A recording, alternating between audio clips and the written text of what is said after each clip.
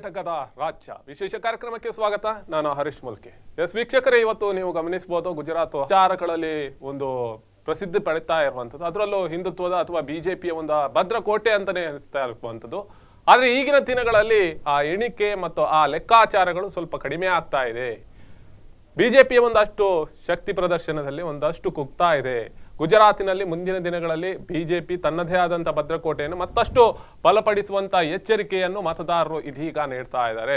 ಹಾಗೆಯೇ ನಾವು ಗಮನಿಸಬಹುದು, ಹಿಮಾಚಲ ಪ್ರದೇಶದಲ್ಲೂ ಕೂಡ ಈ ಬಾರಿ ಕಾಂಗ್ರೆಸ್ ಅನ್ನು ತೊರೆದು ಇದೀಗ ಒಲವು ತೋರಿತಿರುವಂಥ ಮತದಾರರು ಬಿಜೆಪಿಗೆ ಒಂದಷ್ಟು ಅಧಿಕಾರದ ಚುಕ್ಕಾಣಿಯನ್ನು ನೀಡಿದ್ದಾರೆ.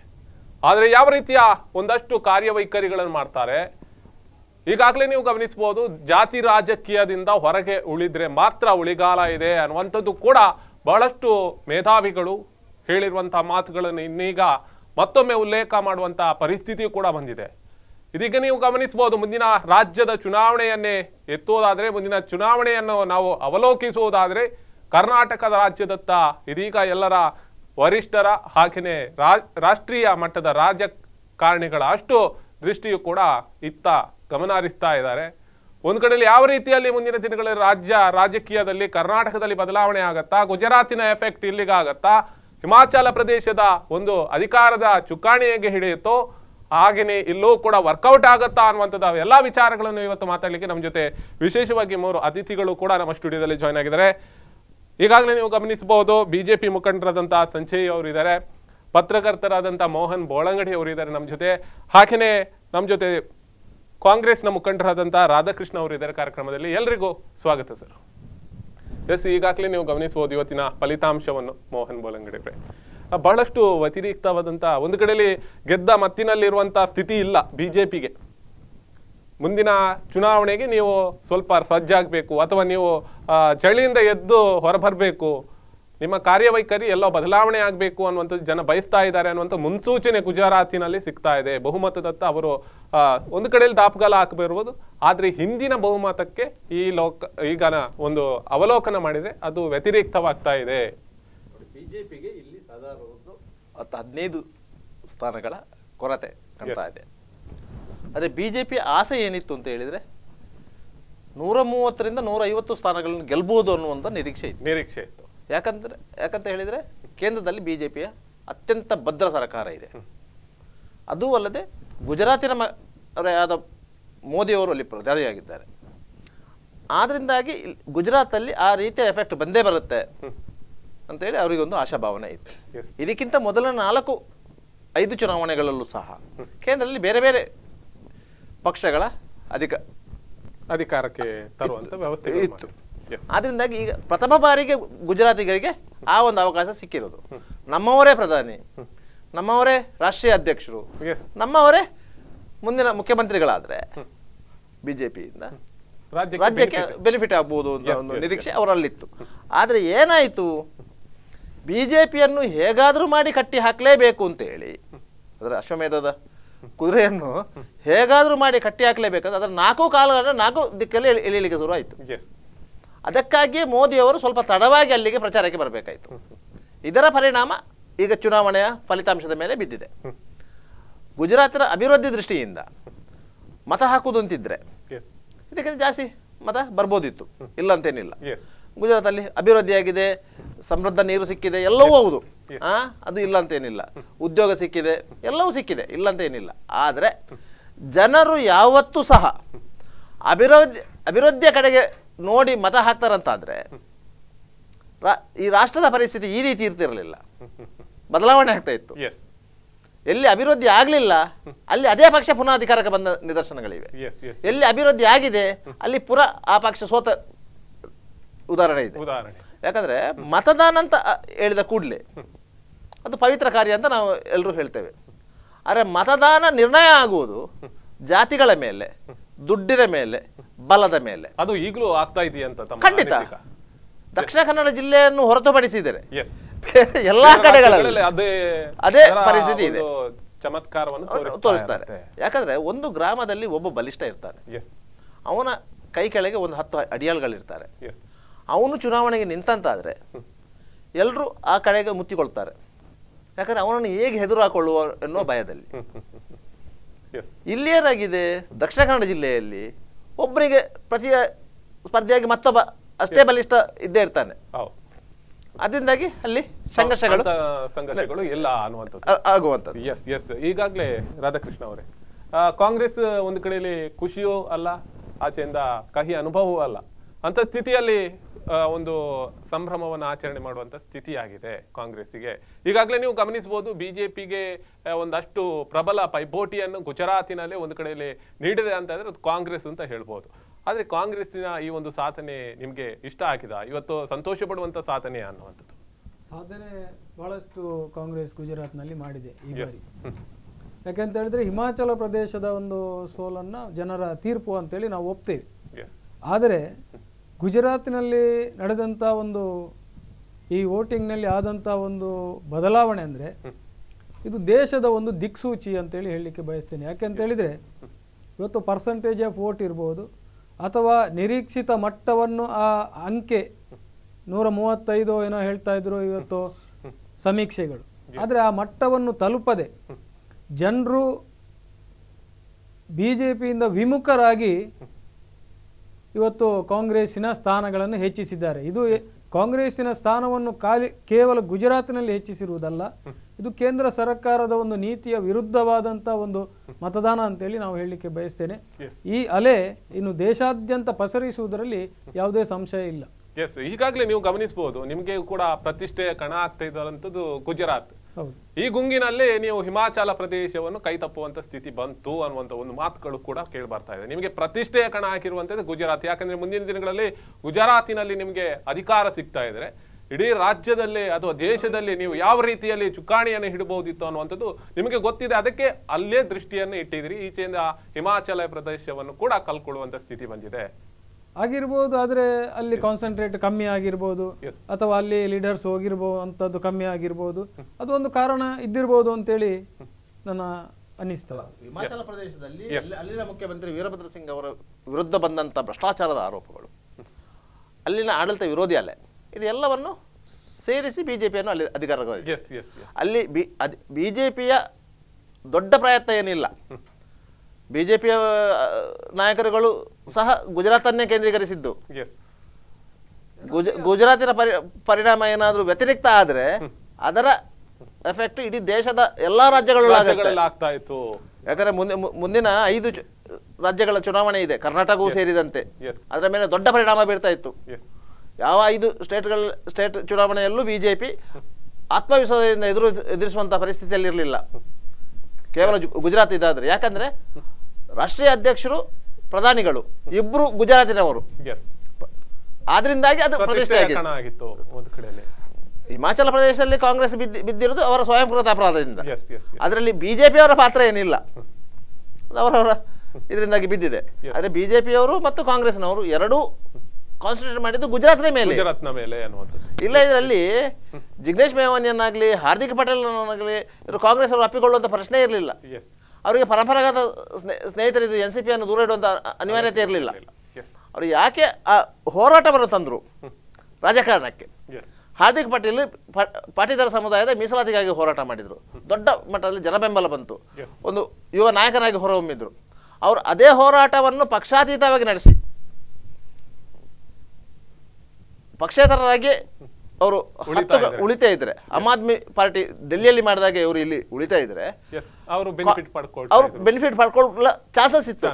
ಯಾವಾಗ ಅವರನ್ನು ಕಾಂಗ್ರೆಸ್ ತೆಕ್ಕೆಗೆ ತಗೊಳ್ತಾ ಅಲ್ಲಿ ಹಾರ್ದಿಕ್ ಪಟೇಲ್ರ ಮೇಲೆ ಜನರು ಇಟ್ಟಿದ್ದಂತ ಭರವಸೆ ಹುಸಿಯಾಯಿತು. ಯಾಕಂದ್ರೆ ಕಾಂಗ್ರೆಸ್ ಈ ಹಿಂದೆ ಪಾಟೀದಾರ ಸಮುದಾಯಕ್ಕೆ ಏನು ಮಾಡಲಿಲ್ಲ ಅನ್ನೋ ಕೋಪ ಅವರಿಗೆ ಇತ್ತು. ಅದರಿಂದಾಗಿ ಹಾರ್ದಿಕ್ ಪಟೇಲ್ ಬಂದ ಮೇಲೆ ಪಾಟೀದಾರ ಸಮುದಾಯಕ್ಕೆ ಕಾಂಗ್ರೆಸ್ ಏನು ಮಾಡ್ತದೆ ಎನ್ನುವ ನಂಬಿಕೆ ಅವರಿಗೆ ಇರಲಿಲ್ಲ. ಇದು ಪರಿಣಾಮ.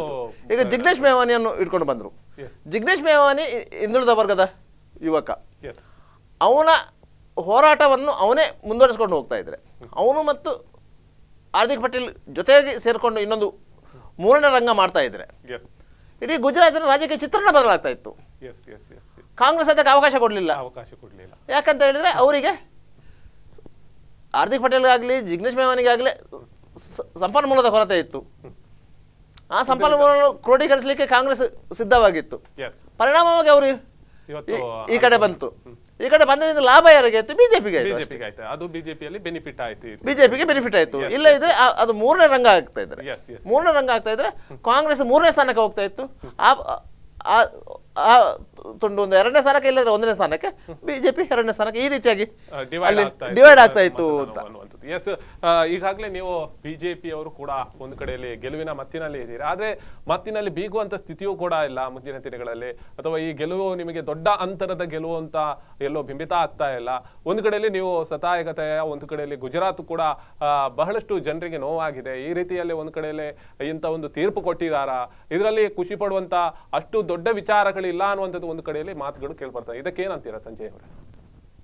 ಪ್ರಥಮವಾಗಿ ನಾನು ಗುಜರಾತಿನ ಜನರಿಗೂ ಮತ್ತು ಹಿಮಾಚಲ ಪ್ರದೇಶದ ಜನರಿಗೆ ಅಭಿನಂದನೆ ಸಲ್ತೀನಿ. ಯಾಕಂತ ಕೇಳಿದರೆ 6ನೇ ಬಾರಿಗೆ, ಯಾವಾಗಲೂ ಫಸ್ಟ್ ಟೈಮ್ ಸೆಕೆಂಡ್ ಟೈಮ್, ಈಗ ಮೋಹನನ ಹೇಳಿದಾಗೆ ಆಡಳಿತ ವಿರೋಧಿ ಅಲೆ ಅದು ಇದೆಲ್ಲ ಕೌಂಟ್ ಆಗ್ತದೆ. ಇಲ್ಲಿ 6ನೇ ಬಾರಿ ಆಗುವಾಗ ಏನಾಗ್ತದೆ ಅಂತ ಕೇಳಿದರೆ, ಗುಜರಾತ್ ಎಷ್ಟು ಅಭಿವೃದ್ಧಿ ಆಗ್ತಾ ಉಂಟಂತ ಕೇಳಿದರೆ ಆ ಅಭಿವೃದ್ಧಿಯ ಸ್ಪೀಡನ್ನು ಯಾರಿಗೂ ನಿಲ್ಲಿಸ್ಲಿಕ್ಕೆ ಆಗಲಿಲ್ಲ. ಎಲ್ರಿಗೂ ಗೊತ್ತುಂಟು, ಎಲ್ಲರೂ ಒಪ್ತಾರೆ, ಅದರ ಬಗ್ಗೆ ಏನಿಲ್ಲ. ಆದರೆ ಈಗ ನಮ್ಮ ಮೋಹನ್ ಅವರು ಹೇಳಿದ ನಮ್ಮ ಸ್ನೇಹಿತರು, ಅಲ್ಲಿ ಇವರು ಜಾತಿಯನ್ನು ತಂದು ಮಧ್ಯದಲ್ಲಿ ಹಾರ್ದಿಕ್ ಪಟೇಲನ್ನು ಬೆಂಬಲ ಮಾಡಲಿಕ್ಕೆ ನೀಡಿದರು. ಹಾರ್ದಿಕ್ ಪಟೇಲ್ ಯಾಕಂತ ಕೇಳಿದ್ರೆ ಅಲ್ಲಿ ನಿಮ್ಮದು ಅಭಿವೃದ್ಧಿಯ ವಿಷಯದಲ್ಲಿ ಮಾತಾಡಲಿಕ್ಕೆ ಏನೂ ಇಲ್ಲ, ಕಾಂಗ್ರೆಸ್ನವರಿಗೆ ಏನೂ ಮಾತನಾಡೋ ವಿಷಯ ಇಲ್ಲ, ಏನು ಮಾಡಲಿಕ್ಕೂ ಆಗೋದಿಲ್ಲ. ಯಾಕಂತ ಕೇಳಿದರೆ 6ನೇ ಸಾರಿ ಬರುವ ಮೊದಲು ಕಾಂಗ್ರೆಸ್ ಎಷ್ಟು ವರ್ಷ ಅಲ್ಲಿ ಆಳ್ವಿಕೆ ಮಾಡಿದೆ ಅಂತ ಎಲ್ರಿಗೂ ಗೊತ್ತುಂಟು. ಅವರಿಂದ ಏನು ಮಾಡಲಿಕ್ಕೆ ಆಗಿದೆ, ಏನು ಮಾಡಲಿಲ್ಲ ಅಂತ ಹೇಳೋದು ಗೊತ್ತು. ನರೇಂದ್ರ ಮೋದಿಯವರ ನೇತೃತ್ವದಲ್ಲಿ ಎಷ್ಟು ಸ್ಪೀಡಾಗಿ ಹೋಯಿತು ಅಲ್ಲಿದ್ದು ಅಭಿವೃದ್ಧಿ ಅಂತ ಸಹ ನಿಮಗೆ ಗೊತ್ತಿರಬಹುದು. ಆದರೆ ಅಲ್ಲಿ ನಮ್ಮ ಪರಿಸ್ಥಿತಿ ಏನಂತ ಕೇಳಿದರೆ, ಶತಾನುಗತ ಭಾರತೀಯ ಜನತಾ ಪಾರ್ಟಿಯನ್ನು ಸೋಲಿಸೋದಾದರೆ ಅಭಿವೃದ್ಧಿಯಲ್ಲಿ ಸೋಲಿಸಲಿಕ್ಕೆ ಆಗೋದಿಲ್ಲ. ಆಗ ಏನು ಮಾಡಿದ್ರಂದರೆ ಜಾತಿಯನ್ನು ಎತ್ತಿ ಹಿಡಿಯುವ ಒಂದು ವಿಷಯಕ್ಕೆ ಬಂತು ಹಾರ್ದಿಕ್ ಪಟೇಲ್ರದ್ದು. ಅದರ ನಂತರ ಒಂದು ಕಡೆಯಲ್ಲಿ ಬಿಜೆಪಿ ಅವರೇ ಹಾಕಿದಂತ ಒಂದು ಆ ತಂತ್ರಗಾರಿಕೆ ನಿಮಗೆ ಮುಳುವಾಯಿತು. ಇಲ್ಲ ಇಲ್ಲ, ನಾವು ಯಾವುದೇ ತಂತ್ರ, ನಾವು ಅಭಿವೃದ್ಧಿ ಹೇಳ್ತೇನೆ ಅಲ್ಲ, ಒಂದು ನಿಮಿಷ, ನಾನು ಇಲ್ಲ ಇಲ್ಲ, ನಮಗೆ ಏನೂ ಆಗ್ಲಿಲ್ಲ. ಯಾಕಂತ ಕೇಳಿದ್ರೆ ಅದು ನಡಿಲಿಲ್ಲ ಅಂತ ಹೇಳುದು ವೆರಿ ಇಂಪಾರ್ಟೆಂಟ್. ಈಗ ನಮಗೊಂದು 10-15 ಸೀಟುಗಳು ಕಮ್ಮಿ ಆಗ್ಬಹುದು, ಆದ್ರೆ ಆ ರೀತಿ ಮಾಡಿದ್ರೆ ಜನರು ಅದಕ್ಕೆ ಬೆಂಬಲ ಕೊಡುವುದಿಲ್ಲ ಅಂತ ಎಲ್ಲರೂ ಮಾತಾಡುವಾಗ ಹೇಳಿದ್ರು. ಪಟೇಲ್ ಸಮುದಾಯ ವರ್ಷ ನೋಡ್ತಾ ಹೋದ್ರೆ, ನೀವು 5 ವರ್ಷಕ್ಕೊಮ್ಮೆ ಚುನಾವಣೆಯ ಒಂದು ಅಂಕಿಅಂಶವನ್ನು ಪಟ್ಟಿಯನ್ನು ನೋಡ್ತಾ ಹೋದ್ರೆ, ಬಿಜೆಪಿಯ ಪ್ರಬಲ ಕ್ಷೇತ್ರವಾದಂಥ ಗುಜರಾತ್ನಲ್ಲಿ ಒಂದಷ್ಟು ಅಭಿಮಾನಗಳಾಗಿರ್ಬೋದು, ನಿಮ್ಮ ಕಾರ್ಯಕರ್ತರಾಗಿರ್ಬೋದು, ಒಂದು ಕಡೆಯಲ್ಲಿ ಮುನಿಸ್ತಾ ಇದ್ದಾರೆ. ಪ್ರತಿ 5 ವರ್ಷಕ್ಕೊಮ್ಮೆ ಕಡಿಮೆ ಆಗ್ತಾ ಇದೆ ನಿಮ್ಮ ಪ್ರಭಾವ. ನೋಡಿ, ಅದು ಹಾಗೆ ಹೇಳಲಿಕ್ಕೆ ಆಗುದಿಲ್ಲ. ಯಾಕಂತ ಕೇಳಿದ್ರೆ ನಾವು ಕಾಂಗ್ರೆಸ್ನಲ್ಲಿ ಈ ಬಾರಿ 70-75 ಒಂದು ಸೀಟ್ಗಳನ್ನು ಪಡೆಯುವಂತ ಒಂದು ಚುಕ್ಕಾಣಿಯನ್ನು ಹಿಡಿಯುವಂತ ಪ್ರಯತ್ನಗಳನ್ನು ಒಂದು ಕಡೆಯಲ್ಲಿ ಮಾಡಿದ್ದಾರೆ. ಅಷ್ಟು ದೊಡ್ಡ ಅಂತರ ಅಲ್ಲ ಅನ್ನುವಂಥದ್ದು. ಬಾರಿಯ ಚುನಾವಣೆಗೆ ಹೋಲಿಸಿದ್ರೆ 117 ಸ್ಥಾನಗಳನ್ನು ತೆಗೆದುಕೊಂಡಿದ್ದಂಥ ಬಿಜೆಪಿ ಆ ಚುನಾವಣೆಗೆ ಹೋಲಿಸಿದ್ರೆ ಈ ಸಾರಿಯ ಚುನಾವಣೆಯಲ್ಲಿ ಭಾರತೀಯ ಜನತಾ ಪಕ್ಷ ಅಲ್ಲಿ 2% ಓಟು ಜಾಸ್ತಿ ತಗೊಂಡಿದೆ. ಆಯ್ತಾ, ಕಾಂಗ್ರೆಸ್ 2% ಓಟು ಕಳ್ಕೊಂಡಿದೆ. ಆದರೆ ಸೀಟುಗಳ ಸಂಖ್ಯೆಯಲ್ಲಿ ಹೆಚ್ಚು ಕಡಿಮೆ ಆಗಿದೆ. ಅದರಿಂದಾಗಿ ಆ ಪರ್ಸೆಂಟೇಜ್ ಆಫ್ ವೋಟ್ಸ್ ಬಿಜೆಪಿಯ ಪರವಾಗಿದೆ. ಸೀಟುಗಳ ಸಂಖ್ಯೆ ನೋಡಿದ್ರೆ ಅದು ಕಾಂಗ್ರೆಸ್ನ ಪರವಾಗಿದೆ. ಮತ್ತೆ ಈಗ ಪೂರ ಆಗ್ಲಿಲ್ಲ, ನಮಗೆ ಗೊತ್ತಿದ್ದ ಪೈಕಿ ಒಂದು 100-105 ಒಂದು 10 ಸೀಟ್ಗಳು ಕಮ್ಮಿ ಆಗ್ಬಹುದು. ಆದ್ರೆ ಪ್ರಪ್ರಥಮವಾಗಿ ನಾನೇನು ಹೇಳ್ತೇನೆ ಅಂತ ಕೇಳಿದ್ರೆ, ಗುಜರಾತ್ ನಮ್ಮ ಕೈಯಿಂದ 100% ಹೋಗ್ತದಂತ ಹೇಳಿ ಆ ರೀತಿಯಲ್ಲಿ ಪ್ರಚಾರಗಳನ್ನು ಮಾಡ್ತಾ ಇದ್ರು ಯಾರು, ಕಾಂಗ್ರೆಸ್ನವರು. ನಾವು ಗ್ಯಾರಂಟಿ ಸರಿ ಬರ್ತೇವೆ, ಮತ್ತೆ ಹಾರ್ದಿಕ್ ಪಟೇಲ್ ಅನ್ನು ಮತ್ತೆ ಈಗ ಮೋಹನ್ ಅವರು ನಿಮಗೆ ಬಿಡಿಸಿ ಹೇಳಿದ್ರು. ಎಷ್ಟು ಜನರನ್ನು ಅವರು ಸೇರಿಸಿದ್ರು ಅಂದ್ರೆ, ಶತಾನುಗತವಾಗಿ ಏನೆಲ್ಲ ಮಾಡಬೇಕು ಅದನ್ನೆಲ್ಲ ಮಾಡ್ಲಿಕ್ಕೆ ನೋಡಿದ್ರು. ಅಭಿವೃದ್ಧಿಯ ವಿಷಯ ಒಂದು ಮಾತಾಡುದು ಬಿಟ್ಟು ಬೇರೆಲ್ಲ ಮಾಡ್ಲಿಕ್ಕೆ ನೋಡಿದ್ರು. ಆಗ ಜನರಿಗೆ ಗೊತ್ತಾಯ್ತು, ರಾಜೀವ್ ಗಾಂಧಿ ಅವರು ದೇಶದ ಒಂದು ನೇತೃತ್ವ ವಹಿಸಿದ್ರೆ ಏನಾಗ್ತದೆ, ಮತ್ತೆ ಪ್ರಧಾನಮಂತ್ರಿ ನಮ್ಮದು ನರೇಂದ್ರ ಮೋದಿ ಅವರು ವಹಿಸಿದ್ರೆ ಏನಾಗ್ತದೆ ಅಂತ ಹೇಳಿ ಜನರು ನೋಡಿ ಭಾರತೀಯ ಜನತಾ ಪಾರ್ಟಿಯನ್ನು 6ನೇ ಬಾರಿಗೆ ಅಲ್ಲಿ ಚುನಾಯಿಸಿದ್ದಾರೆ. ಇನ್ನೊಂದು ಸಣ್ಣ ವಿಷಯ ಹೇಳ್ತೇನೆ, ನೀವು ಹಿಮಾಚಲ ಪ್ರದೇಶದ್ದು. ಹಿಮಾಚಲ ಪ್ರದೇಶ ಯಾವುದೇ ಮೀಡಿಯಾ ಮಾತನಾಡುವುದೇ ಇಲ್ಲ. ಯಾಕಂತ ಕೇಳಿದ್ರೆ ಇಲ್ಲಿ ಗುಜರಾತ್ ಒಂದು ಒಳ್ಳೆ ದೊಡ್ಡ ವಿಷಯ ಆದ ನಿಮಿತ್ತ ಹಿಮಾಚಲ ಪ್ರದೇಶದ ಬಗ್ಗೆ ಮಾತನಾಡುವುದೇ ಇಲ್ಲ. ಈಗ ಮೋಹನಣ್ಣ ಹೇಳಿದಾಗೆ ಹಿಮಾಚಲ ಪ್ರದೇಶದಲ್ಲಿ ಕಾಂಗ್ರೆಸ್ ಅಧಿಕಾರದಲ್ಲಿ ಇದ್ದು ಕಾಂಗ್ರೆಸ್ ಅಲ್ಲಿ ಹೀನಾಯವಾಗಿ ನೋಡಬಹುದು ನೀವು. ನಮ್ಮ 68 ಸೀಟ್ನಲ್ಲಿ ನಮ್ಮದು 41-42 ಸೀಟುಗಳು ಬಂದಾಗಿದೆ. ಯಾಕೆ ಅಲ್ಲಿ ಆಯ್ತು, ಏನಾಯ್ತು ಅಂತ ಎಲ್ಲಿಯೂ ನಮ್ಮ ರಾಹುಲ್ ಗಾಂಧಿ ಅವರು ಇರ್ಬೋದು ಅಥವಾ ಸೋನಿಯಾ ಗಾಂಧಿ ಇರ್ಬೋದು, ಯಾರೂ ಮಾತನಾಡುವುದಿಲ್ಲ. ಯಾಕಂತ ಕೇಳಿದ್ರೆ ಅದು ಇಂಪಾರ್ಟೆಂಟ್, ಅವರೇ ಇದು ಮಾಡಿದ್ದು. ಅವರನ್ನು ಡೆವಲಪ್ ಎಲ್ಲಿಯೂ ಮಾಡ್ಬೋದಿತ್ತು, ಏನು ಮಾಡಬಹುದು. ಅಲ್ಲಿ ಅವರಿಗೆ ಜಾತಿ ಆಗಲಿ ಬೇರೆ ಆಗಲಿ ಏನೂ ಮಾಡ್ಲಿಕ್ಕೆ ಹೋಗಲಿಲ್ಲ. ಭಾರತೀಯ ಜನತಾ ಪಾರ್ಟಿ ಎಂದಿಗೂ ಅಲ್ಲಿ ಜಾತಿಯ ವಿಷಯ ಆಗಲಿ ಬೇರೆ ವಿಷಯ ಏನೂ ಮಾಡಲಿಲ್ಲ. ನಾವು ಅಧಿಕಾರಕ್ಕೆ ಬಂದು ಏನು ಸರಿ ಮಾಡಬಹುದು ಅಂತ ಹೇಳಿ ಮಾತ್ರ ನಾವು ಮಾತನಾಡಿದ್ದಕ್ಕೆ ಮಾತ್ರ ನಮಗೆ ಬಂದದ್ದು. ಮತ್ತೆ ಅದರ ಮೊದಲಿನ 5 ವರ್ಷದ ಮೊದಲು ನಾವು ಭಾರತೀಯ ಜನತಾ ಪಾರ್ಟಿ ಹಿಮಾಚಲ ಪ್ರದೇಶದಲ್ಲಿ ಅಧಿಕಾರದಲ್ಲಿ ಇತ್ತು. ನಾವು ಕಳ್ಕೊಂಡು ಕಾಂಗ್ರೆಸ್ನವರು ಆಡಳಿತ ಮಾಡುವಾಗ ಜನರಿಗೆ ಗೊತ್ತಾಯಿತು ಕಾಂಗ್ರೆಸ್ಗಿಂತ ಭಾರತೀಯ ಜನತಾ ಪಾರ್ಟಿ ಪಾರ್ಟಿ ಆಗ್ಬೋದು ಅಂತ ಹೇಳಿ ನಮಗೆ ಜನಾದೇಶವನ್ನು ಅವರು ಕೊಟ್ಟಿದ್ದಾರೆ. ಈ ರೀತಿ ಏನಾಗ್ತದೆ ಅಂತ ಕೇಳಿದರೆ, ಈಗ ಮೋಹನ್ರು ನಿಮಗೆ ಹೇಳಿದಾಗೆ ನಮ್ಮ ಭಾರತೀಯ ಜನತಾ ಪಾರ್ಟಿ ಸ್ಥಿತಿ ಅಂದರೆ ಎಲ್ಲರೂ ಒಟ್ಟಾಗೋದು ಹೇಗಂತ ನೋಡ್ತಾ ಇದ್ದಾರೆ. ಎಲ್ಲ ಅಪೋಸಿಷನ್ನವರು ಇವತ್ತು ಒಟ್ಟಾಗ್ತಾರೆ. ಭಾರತೀಯ ಜನತಾ ಪಾರ್ಟಿ ಏಕಾಏಕಿಯಾಗಿ ಫೈಟ್ ಮಾಡಬೇಕು. ನಮ್ಮ ಸ್ಥಿತಿ ಆಗ ನಾವು ಏನು ಗೊತ್ತುಂಟಾ, ನಾವು ಫೈಟ್ ಮಾಡಬೇಕಾದ್ರೆ ತುಂಬ ಕೆಲಸ ಉಂಟು, ಅಷ್ಟು ಸುಲಭದಲ್ಲಿ ಇಲ್ಲ. ಮೊದಲು ಟ್ರಯಾಂಗ್ಯುಲರ್ ಫೈಟ್ ಇತ್ತು, ಈಗ ಎಲ್ಲಿಯೂ ಟ್ರಯಾಂಗ್ಯುಲರ್ ಫೈಟ್ ಇರುವುದಿಲ್ಲ, ಡೈರೆಕ್ಟ್ ಫೈಟ್ ಇರ್ತದೆ. ಮುಂದೆ ಕರ್ನಾಟಕದಲ್ಲಿ ಸಹ ನಾನು ಹೇಳ್ತೇನೆ, ಭಾರತೀಯ ಜನತಾ ಪಾರ್ಟಿ ಅಧಿಕಾರದಲ್ಲಿ ಬರಬಾರ್ದು ಅಂತ ಹೇಳಿ ಇವರು ಏನು ಮಾಡ್ಬೋದು. ಯಾಕಂದರೆ ಬೆಂಗಳೂರು ಮಹಾನಗರ ಪಾಲಿಕೆಯಲ್ಲಿ ಭಾರತೀಯ ಜನತಾ ಪಾರ್ಟಿ ಸೀಟನ್ನು ಗೆದ್ದರೂ ಕೂಡ, ಬಹುಮತ ಬಂದರೂ ಕೂಡ ಅಲ್ಲಿಯ MLAಗಳು ಇವರದ್ದೆಲ್ಲ ವೋಟ್ ಮಾಡಿ ಜನತಾದಳ ಮತ್ತೆ ಅವರು ಒಟ್ಟಾಗಿ ಮೇಯರ್ ಮತ್ತು ಉಪಮೇಯರ್ ಅನ್ನು ಹಂಚಿಕೊಂಡು ಬಿಡ್ತಾರೆ. ಯಾಕಂದ್ರೆ ಭಾರತೀಯ ಜನತಾ ಪಾರ್ಟಿ ಬರಬಾರ್ದು ಅಂತ, ಅದು ಅವರದೊಂದು ಮೇನ್ ಉದ್ದೇಶ ಆಗಿದೆ. ಅಂತ ಒಂದು ತಂತ್ರಗಾರಿಕೆ ರಾಜ್ಯದಲ್ಲಿ ಆಗ್ಬಹುದು ಅಲ್ಲ, ಎಲ್ಲೂ ಅದೇ ಮಾಡ್ತಾ ಇರ್ತಾರೆ. ಆದ್ರೆ ನಮಗೆ ಬಹುಮತ ಬರಲೇಬೇಕು. ಹಿಮಾಚಲ ಪ್ರದೇಶದಲ್ಲಿ ಕಾಂಗ್ರೆಸ್ಗೆ ಒಂದು ಹೇಳ್ಕೊಳ್ಳಿಕ್ಕೆ ಒಂದಿದೆ, ಅಲ್ಲಿನ ಮುಖ್ಯಮಂತ್ರಿ ಅಭ್ಯರ್ಥಿಯನ್ನು ನಾವು 2,000 ಮತಗಳನ್ನು ಸೋಲಿಸಿದ್ದೇವೆ ಅಂತ. ದುಮಾಲಲ್ಲಿ ಸೋತಿದ್ದಾರೆ ಅವರು, ಬಿಜೆಪಿಯ ಮುಖ್ಯಮಂತ್ರಿ ಅಭ್ಯರ್ಥಿ, ಅವರು 2,000 ಮತಗಳಲ್ಲಿ ಸೋತಿದ್ದಾರೆ. ಕಾಂಗ್ರೆಸ್ನವರಿಗೆ ಈಗ ಹಿಮಾಚಲ ಪ್ರದೇಶದ ಬಗ್ಗೆ ಒಂದು ಖುಷಿ ಪಡೆಯುವಂತ ವಿಷಯ ಅದೊಂದು ಮಾತ್ರ ಅಂತ. ಈಗಾಗಲೇ ನೀವು ಗಮನಿಸಬಹುದು, ಹಿಮಾಚಲ ಪ್ರದೇಶದಲ್ಲೂ ಕೂಡ ಒಂದಷ್ಟು ಅವ್ಯವಸ್ಥೆಗಳು, ಒಂದು ಕಡೆಯಲ್ಲಿ ಅಭಿವೃದ್ಧಿಯ ಹೆಸರಿನಲ್ಲಿ ಒಂದಷ್ಟು ಅವ್ಯವಹಾರಗಳು ಆಗ್ತಾ ಇತ್ತು. ಇದರಿಂದ ಒಂದ್ ಕಡೆಯಲ್ಲಿ ಸೋಲು ಅನುಭವಿಸಿದೆ ಅನ್ನುವಂಥದ್ದು ನಿಜನ ಆಗಿರ್ಬೋದಾ? 5 ವರ್ಷಕ್ಕೊಮ್ಮೆ ಬದಲಾವಣೆಯನ್ನು ಜನ ಬಯಸ್ತಾರೆ. ಆ ಜನರ ತೀರ್ಪಿಗೆ ನಾವು ತಲೆಬಾಗಿದ್ದೇವೆ ಅಂತೇಳಿ ನಾವು ಈಗಾಗಲೇ ಹೇಳಿದ್ದೇವೆ. ಜನರ ತೀರ್ಪಿಗೆ ಯಾವತ್ತು ನಾವು ಬೆಲೆ ಕೊಡ್ತೇವೆ. ಅಲ್ಲ, ಈಗ ಮುಂದಿನ ಚುನಾವಣೆ ಕರ್ನಾಟಕ ಟಾರ್ಗೆಟ್ ಆಗಿದೆ. ಕರ್ನಾಟಕದಲ್ಲಿ ಹೇಗೆ ನಡೆಯಬಹುದು? ಗುಜರಾತಿನ ಒಂದು ಎಫೆಕ್ಟ್ ಎಲ್ಲ ಇರತ್ತಾ ಈ ಒಂದು ವಿಚಾರ? ಆಗುದಿಲ್ಲ. ಯಾಕೆಂತ ಹೇಳಿದ್ರೆ ಸಿದ್ದರಾಮಯ್ಯರ ಸರ್ಕಾರ ಒಳ್ಳೆ ಸರ್ಕಾರ ಆಡಳಿತವನ್ನು ನೀಡಿದೆ.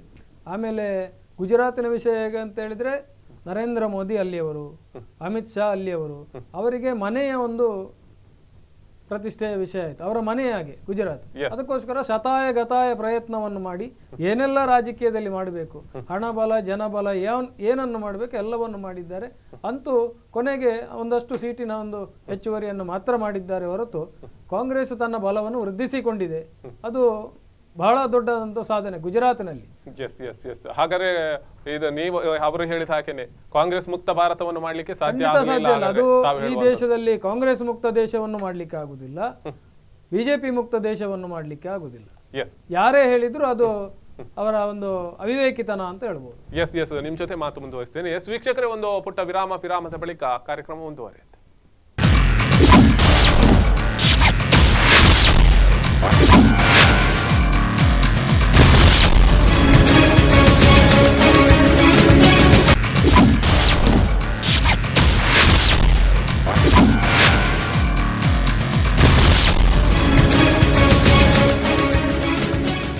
ವಿರಾಮದ ಬಳಿಕ ಮತ್ತೆ ಕಾರ್ಯಕ್ರಮಕ್ಕೆ ಸ್ವಾಗತ. ಕೈಗೆಟಕದ ರಾಜ್ಯಗಳು ಇದೀಗ ಒಂದು ಕಡೆಯಲ್ಲಿ ಚರ್ಚೆ ಆಗ್ತಾ ಇದೆ. ಬಹಳಷ್ಟು ಮಾಧ್ಯಮಗಳು ಕೂಡ ಇದು ಚರ್ಚೆಗೆ ಗ್ರಾಸವಾಗಿರುವಂಥದ್ದು.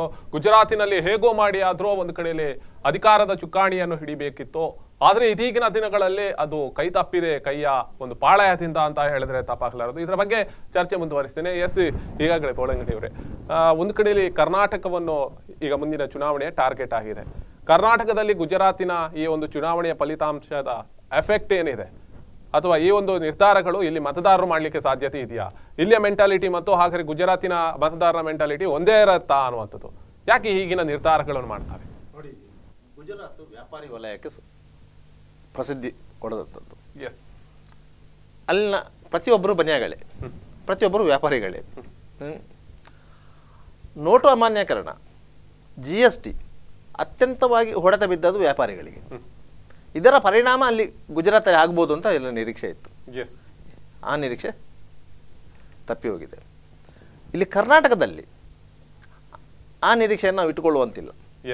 ಇಲ್ಲಿ ಏನಿರೋದು, ಕಾಂಗ್ರೆಸ್ಸಿನ ಅಭಿವೃದ್ಧಿ ರಾಜಕೀಯ ಏನು ಅಭಿವೃದ್ಧಿ ಮಾಡಿದೆ ಅದರ ಆಧಾರದಲ್ಲಿ ಚುನಾವಣೆಗೆ ಹೋಗಲಿಕ್ಕೆ ಕಾಂಗ್ರೆಸ್ಸಿಗೆ ಧೈರ್ಯ ಇಲ್ಲ ಅಂತ ಹೇಳಿದ್ದು ಈಗ ಒಂದು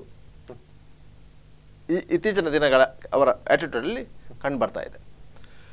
ವೀರಶೈವ ಮತ್ತು ಲಿಂಗಾಯತ ಮತಗಳನ್ನು ಪ್ರತ್ಯೇಕಿಸುವಂಥ ಒಂದು ಯೋಜನೆಯನ್ನು ಕಾಂಗ್ರೆಸ್ ಇಲ್ಲಿ ರೂಪಿಸಿದೆ. ಈಗಾಗಲೇ ಹೋರಾಟಗಳು ಆ ಬಗ್ಗೆ 2 ಗ್ರೂಪ್ಗಳಾಗಿ ಸಚಿವರೇ ಅದರ ನೇತೃತ್ವವನ್ನು ವಹಿಸಿಕೊಂಡು MB ಪಾಟೀಲ್ರವರು, ಶಾಮನೂರು ಶಿವಶಂಕರಪ್ಪನವರು ಕಾಂಗ್ರೆಸ್ನವರೇ, ಅವರು ಅದಕ್ಕೆ ವಿರೋಧ ಇದ್ದಾರೆ. ಈ ರೀತಿಯಾಗಿ ಆಗಿದೆ.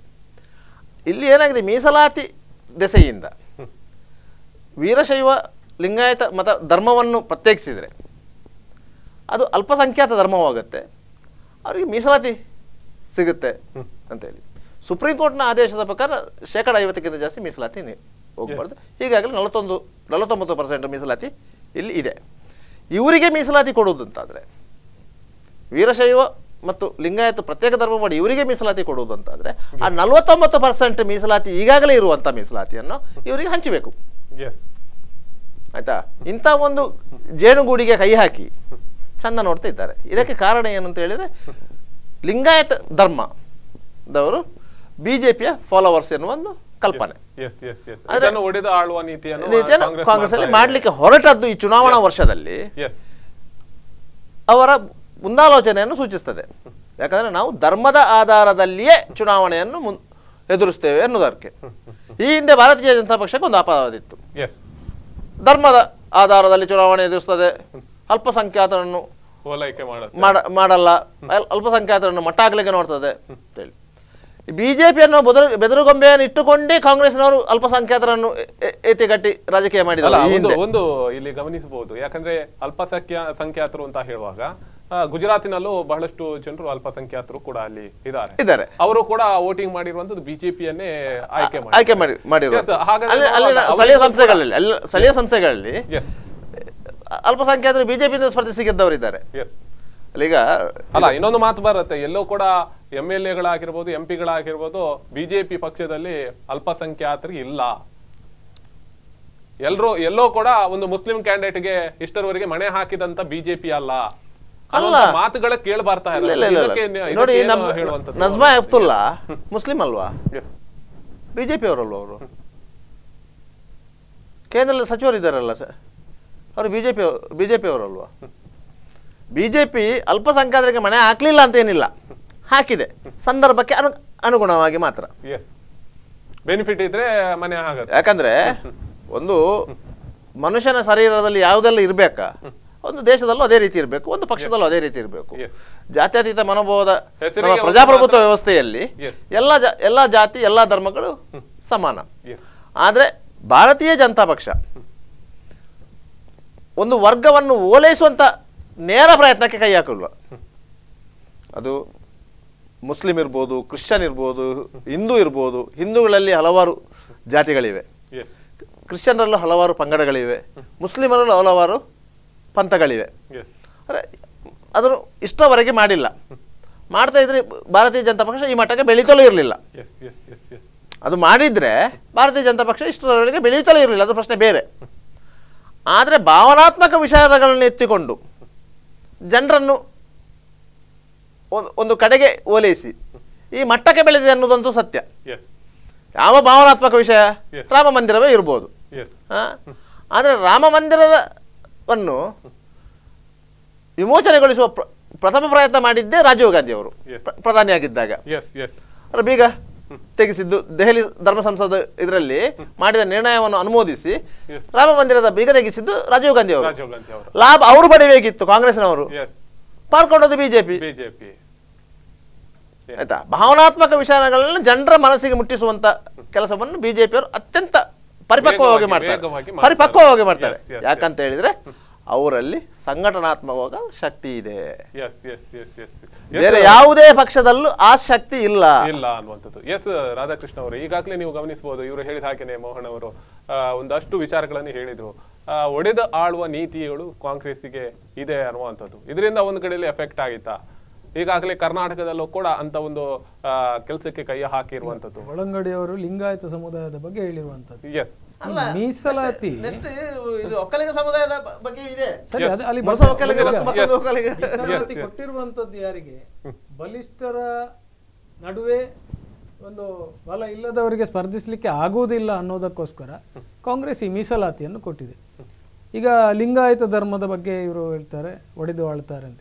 ಅದು ಒಡೆದು ಆಳುವುದಲ್ಲ, ಅಲ್ಲಿ ಯಾರು ಬಲಿಷ್ಠರಿದ್ದಾರೆ ಅವರೇ ಬಲಿಷ್ಠರಾಗಿ ಹೋಗ್ತಾ ಇದ್ದಾರೆ ಅನ್ನೋ ಕೂಗು ಆ ಧರ್ಮದಲ್ಲೇ ಕೇಳಿ ಬಂದದ್ರಿಂದ ಅಲ್ಲಿ ಬಲ ಇಲ್ಲದವರಿಗೂ ಅವರಲ್ಲಿ 2-3 ಪಂಗಡಗಳಿರುವಾಗ ಬೇರೆ ಪಂಗಡಗಳಿಗೆ ಅವಕಾಶ ಇಲ್ಲ, ನಮಗೂ ಅವಕಾಶ ಬೇಕು, ನಾವು ರಾಜಕೀಯವಾಗಿ ಮುಂದುವರಿಬೇಕು, ನಮ್ಮನ್ನು ಅವಲಂಬಿಸಿಕೊಂಡವರು ಮುಂದುವರಿಬೇಕು ಅನ್ನೋ ಆ ಒಂದು ಜಿಜ್ಞಾಸೆಯಲ್ಲಿ ಅವರ ಒತ್ತಾಸೆಯ ಮೇರೆಗೆ ಈ ಒಂದು ಇದು ನಡೀತಾ ಇದೆ. ಲಿಂಗಾಯತ ಧರ್ಮದಲ್ಲಿ ಅದು ಸಂವಿಧಾನದ ವಿಧಿ 30 ಹೇಳ್ತದೆ, ಭಾಷೀಯ ಅಲ್ಪಸಂಖ್ಯಾತರು, ಧರ್ಮೀಯ ಅಲ್ಪಸಂಖ್ಯಾತರು ಅವರಿಗೆ ವಿಶೇಷ ಸ್ಥಾನಮಾನ ಕೊಡಬೇಕು ಅಂತೇಳಿ.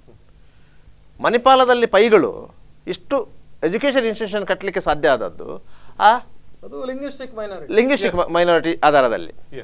ಅದೇ ರೀತಿ ಧರ್ಮದ ಆಧಾರದಲ್ಲಿ ಮೈನಾರಿಟಿಗಳಿದ್ರೆ ಅವರಿಗೂ ಅವಕಾಶ ಸಿಗುತ್ತೆ. ಇದು ಅದಕ್ಕೋಸ್ಕರ ಅದು ಸಂವಿಧಾನವೇ ನಮಗೆ ಕೊಟ್ಟಿರುವಂಥ ಹಕ್ಕು. ಅದನ್ನು ಒಡೆದು ಆಳುವಂಥದ್ದು, ಅದನ್ನು ಪ್ರತ್ಯೇಕ ಧರ್ಮ ಮಾಡುವಂಥದ್ದು, ಅದನ್ನು ಮಾಡಬೇಕಾದ್ದು ಕೇಂದ್ರ ಸರ್ಕಾರ, ಮಾಡಬೇಕಾದದ್ದು ಕೇಂದ್ರ ಸರ್ಕಾರ, ಮಾಡಬೇಕಾದದ್ದು ಕೇಂದ್ರ ಸರ್ಕಾರ, ರಾಜ್ಯ ಸರ್ಕಾರ ಅಲ್ಲ. ರಾಜ್ಯ ಸರ್ಕಾರದ ಕೆಲಸ ಅಲ್ಲ. ರಾಜ್ಯ ಸರ್ಕಾರ ಏನು ಮಾಡಬೇಕು? ಮೊನ್ನೆ ಮುಖ್ಯಮಂತ್ರಿ ಅವರು ಹೇಳ್ತಾರೆ 5 ಅಪ್ಲಿಕೇಶನ್ಗಳು ಬಂದಿವೆ, ಅದನ್ನು ನಾನು ಅಲ್ಪಸಂಖ್ಯಾತ ಇಲಾಖೆಗೆ ಕೊಡ್ತೇನೆ ಅಂತ. ಅಲ್ಪಸಂಖ್ಯಾತ ಇಲಾಖೆ ಕೊಡೋ ಉದ್ದೇಶ ಏನು? ಇಲ್ಲ ಕ್ಯಾಬಿನೆಟಲ್ಲಿ ಇಟ್ಟು ಚರ್ಚೆ ಮಾಡಲಿಯಪ್ಪ, ಇಂಥದ್ದು 5 ಅಪ್ಲಿಕೇಶನ್ಗಳು ಬಂದಿವೆ, ನಾವು ಕ್ಯಾಬಿನೆಟ್ ಏನು ಡಿಸಿಷನ್ ತಗೊಳ್ಳೋದು, ಇದನ್ನು ಮಾನ್ಯ ಮಾಡೋದಾ ಇಲ್ವಾ? ಅದನ್ನು ಅಲ್ಪಸಂಖ್ಯಾತ ಇಲಾಖೆಗೆ ಕೊಟ್ಟು ಅವರವರ ಮಧ್ಯೆ ಹೊಡೆದಾಡಿಸಿಕೊಳ್ಳುವ ರೀತಿಯ. ಈಗ ನಾಳೆ ಅಲ್ಪಸಂಖ್ಯಾತ ಇಲಾಖೆ ಹೇಳ್ತದೆ ಈ 5 ಅಪ್ಲಿಕೇಶನನ್ನು ಇದು ನಮ್ಮ ಇಲಾಖೆಗೆ ಸಂಬಂಧಪಟ್ಟದ್ದಲ್ಲ, ಇದನ್ನು ಮಾನ್ಯ ಮಾಡುವಂತಿಲ್ಲ ಅಂತ ನಾಳೆ ಹೇಳಿದರೆ ಮುಖಭಂಗ ಯಾರಿಗೆ? ಸರ್ಕಾರಕ್ಕ, ಈ ಪ್ರತ್ಯೇಕ ಧರ್ಮ ಹೋರಾಟದ ಮುಂಚಿನಲ್ಲಿರೋ ಕಾಂಗ್ರೆಸ್ ನಾಯಕರುಗಳಿಗ? ಕಾಂಗ್ರೆಸ್ ನಾಯಕರುಗಳಿಗ ಇದು ಸರ್ಕಾರ ಅಸ್ತಿತ್ವದಲ್ಲಿರುವಾಗ, ಕಾಂಗ್ರೆಸ್ ಸರ್ಕಾರ ಅಸ್ತಿತ್ವದಲ್ಲಿ ಇರುವಾಗ ಅವರು ಆ ಡಿಸಿಷನ್ ತಗೊಳ್ಬೇಕು. ಇಲ್ಲದ್ರೆ ಅವರೇ ಬೀದಿಗಿಳಿತಾರಂತಾದ್ರೆ ಅದಕ್ಕೆ ಅರ್ಥ ಏನಿದೆ? ಮೊನ್ನೆ ರಮನಾಥ್ ರೈ ಅವರು ಪರಗಿಪೇಟೆಯಿಂದ ಮಾಣಿಯವರೆಗೆ ಸಾಮರಸ್ಯ ಯಾತ್ರೆ ಮಾಡಿದಾಗೆ ಅವ್ರದ್ದೇ ಸರ್ಕಾರ ಇದು, ಅವರೇ ಡಿಸ್ಟ್ರಿಕ್ಟ್ ಮಿನಿಸ್ಟರ್, ಅವರೇ ಸಾಮರಸ್ಯ ಕೇಳೋದು ಅಂತಾದರೆ ಇದರಷ್ಟು ದೊಡ್ಡ ಮೂರ್ಖತನ ಏನಿದೆ? ಇವರಿಗಾಗ ಆಡಳಿತ ಮಾಡಲಿಕ್ಕೆ ಸಾಧ್ಯ ಇಲ್ಲ ಅಂತ ಆಯಿತು. ಅದನ್ನೇ ಮುಸ್ಲಿಂ ಲೀಗ್ನವರು, SDPನವರು, ಕಮ್ಯುನಿಸ್ಟ್ನವರು ಮತ್ತೊಬ್ಬರು ಮಾಡ್ತಾ ಇದ್ದಾರೆ. ಅದಕ್ಕೊಂದು ಅರ್ಥ ಇತ್ತು, ಯಾಕಂದ್ರೆ ಅವರು ವಿರೋಧ ಪಕ್ಷದಲ್ಲಿರುವವರು. ಸಾಮರಸ್ಯ ಎಲ್ರಿಗೂ ಬೇಕು. ರಮನಾಥ್ ರೈ ಕಾಂಗ್ರೆಸ್ ನೇತೃತ್ವದಲ್ಲಿ ಸಾಮರಸ್ಯವನ್ನು ಮಾಡಲಿಲ್ಲ. ರಮನಾಥ್ ರೈ ಅವರು ಅದರಲ್ಲಿ ಸೇರಿಕೊಂಡದಷ್ಟೇ.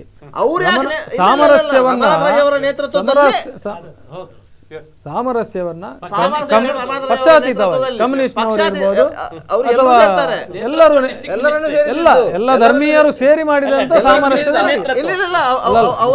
ನೇತೃತ್ವ ಏನಿಲ್ಲ. ಅವ್ರದೇ ನೇತೃತ್ವ, ಅವರೇ ಪ್ರೆಸ್ ಮೀಟ್ ಕರೆದದ್ದು ನನ್ನ ನೇತೃತ್ವದಲ್ಲಿ ಅಂತೇಳಿ ಅವರೇ ಹೇಳಿದ್ದು, ಅವ್ರದೇ ಫೋಟೋ ಇದ್ದದ್ದು, ಅವರೇ ಮುಂದಾಳದ ವಹಿಸಿದ್ದು, ಅವರದೇ ಭಾಷಣ.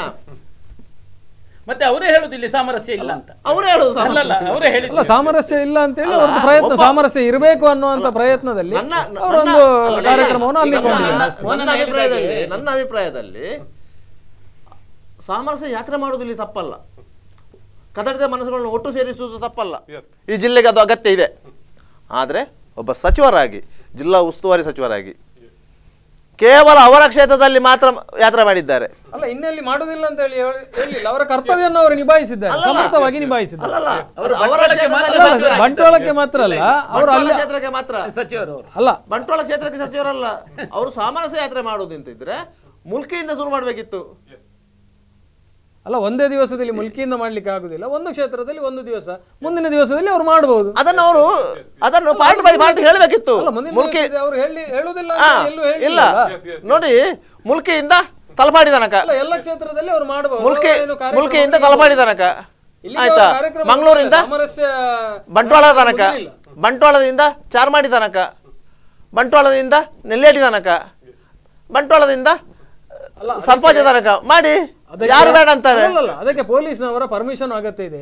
ಒಂದು ಪ್ರದೇಶಕ್ಕೆ ಅವರು ಕೊಟ್ಟಿದ್ದಾರೆ, ಇನ್ನು ಮುಂದಿನದನ್ನು ಇವರು ಕೇಳುವಾಗ ಅವರು ಕೊಡ್ತಾರೆ ಅಷ್ಟೇ. ಎಲ್ಲವನ್ನು ಒಂದೇ ದಿವಸ ಮಾಡ್ಲಿಕ್ಕೆ ಪೊಲೀಸ್ನವರ ಪರ್ಮಿಷನ್ ಬೇಕಲ್ಲ. ಮೋಹನ್ ಇವರು ಹೇಳಿದಾಗೆ ಎರಡು ನಮ್ಮನೆ ಉಂಟು.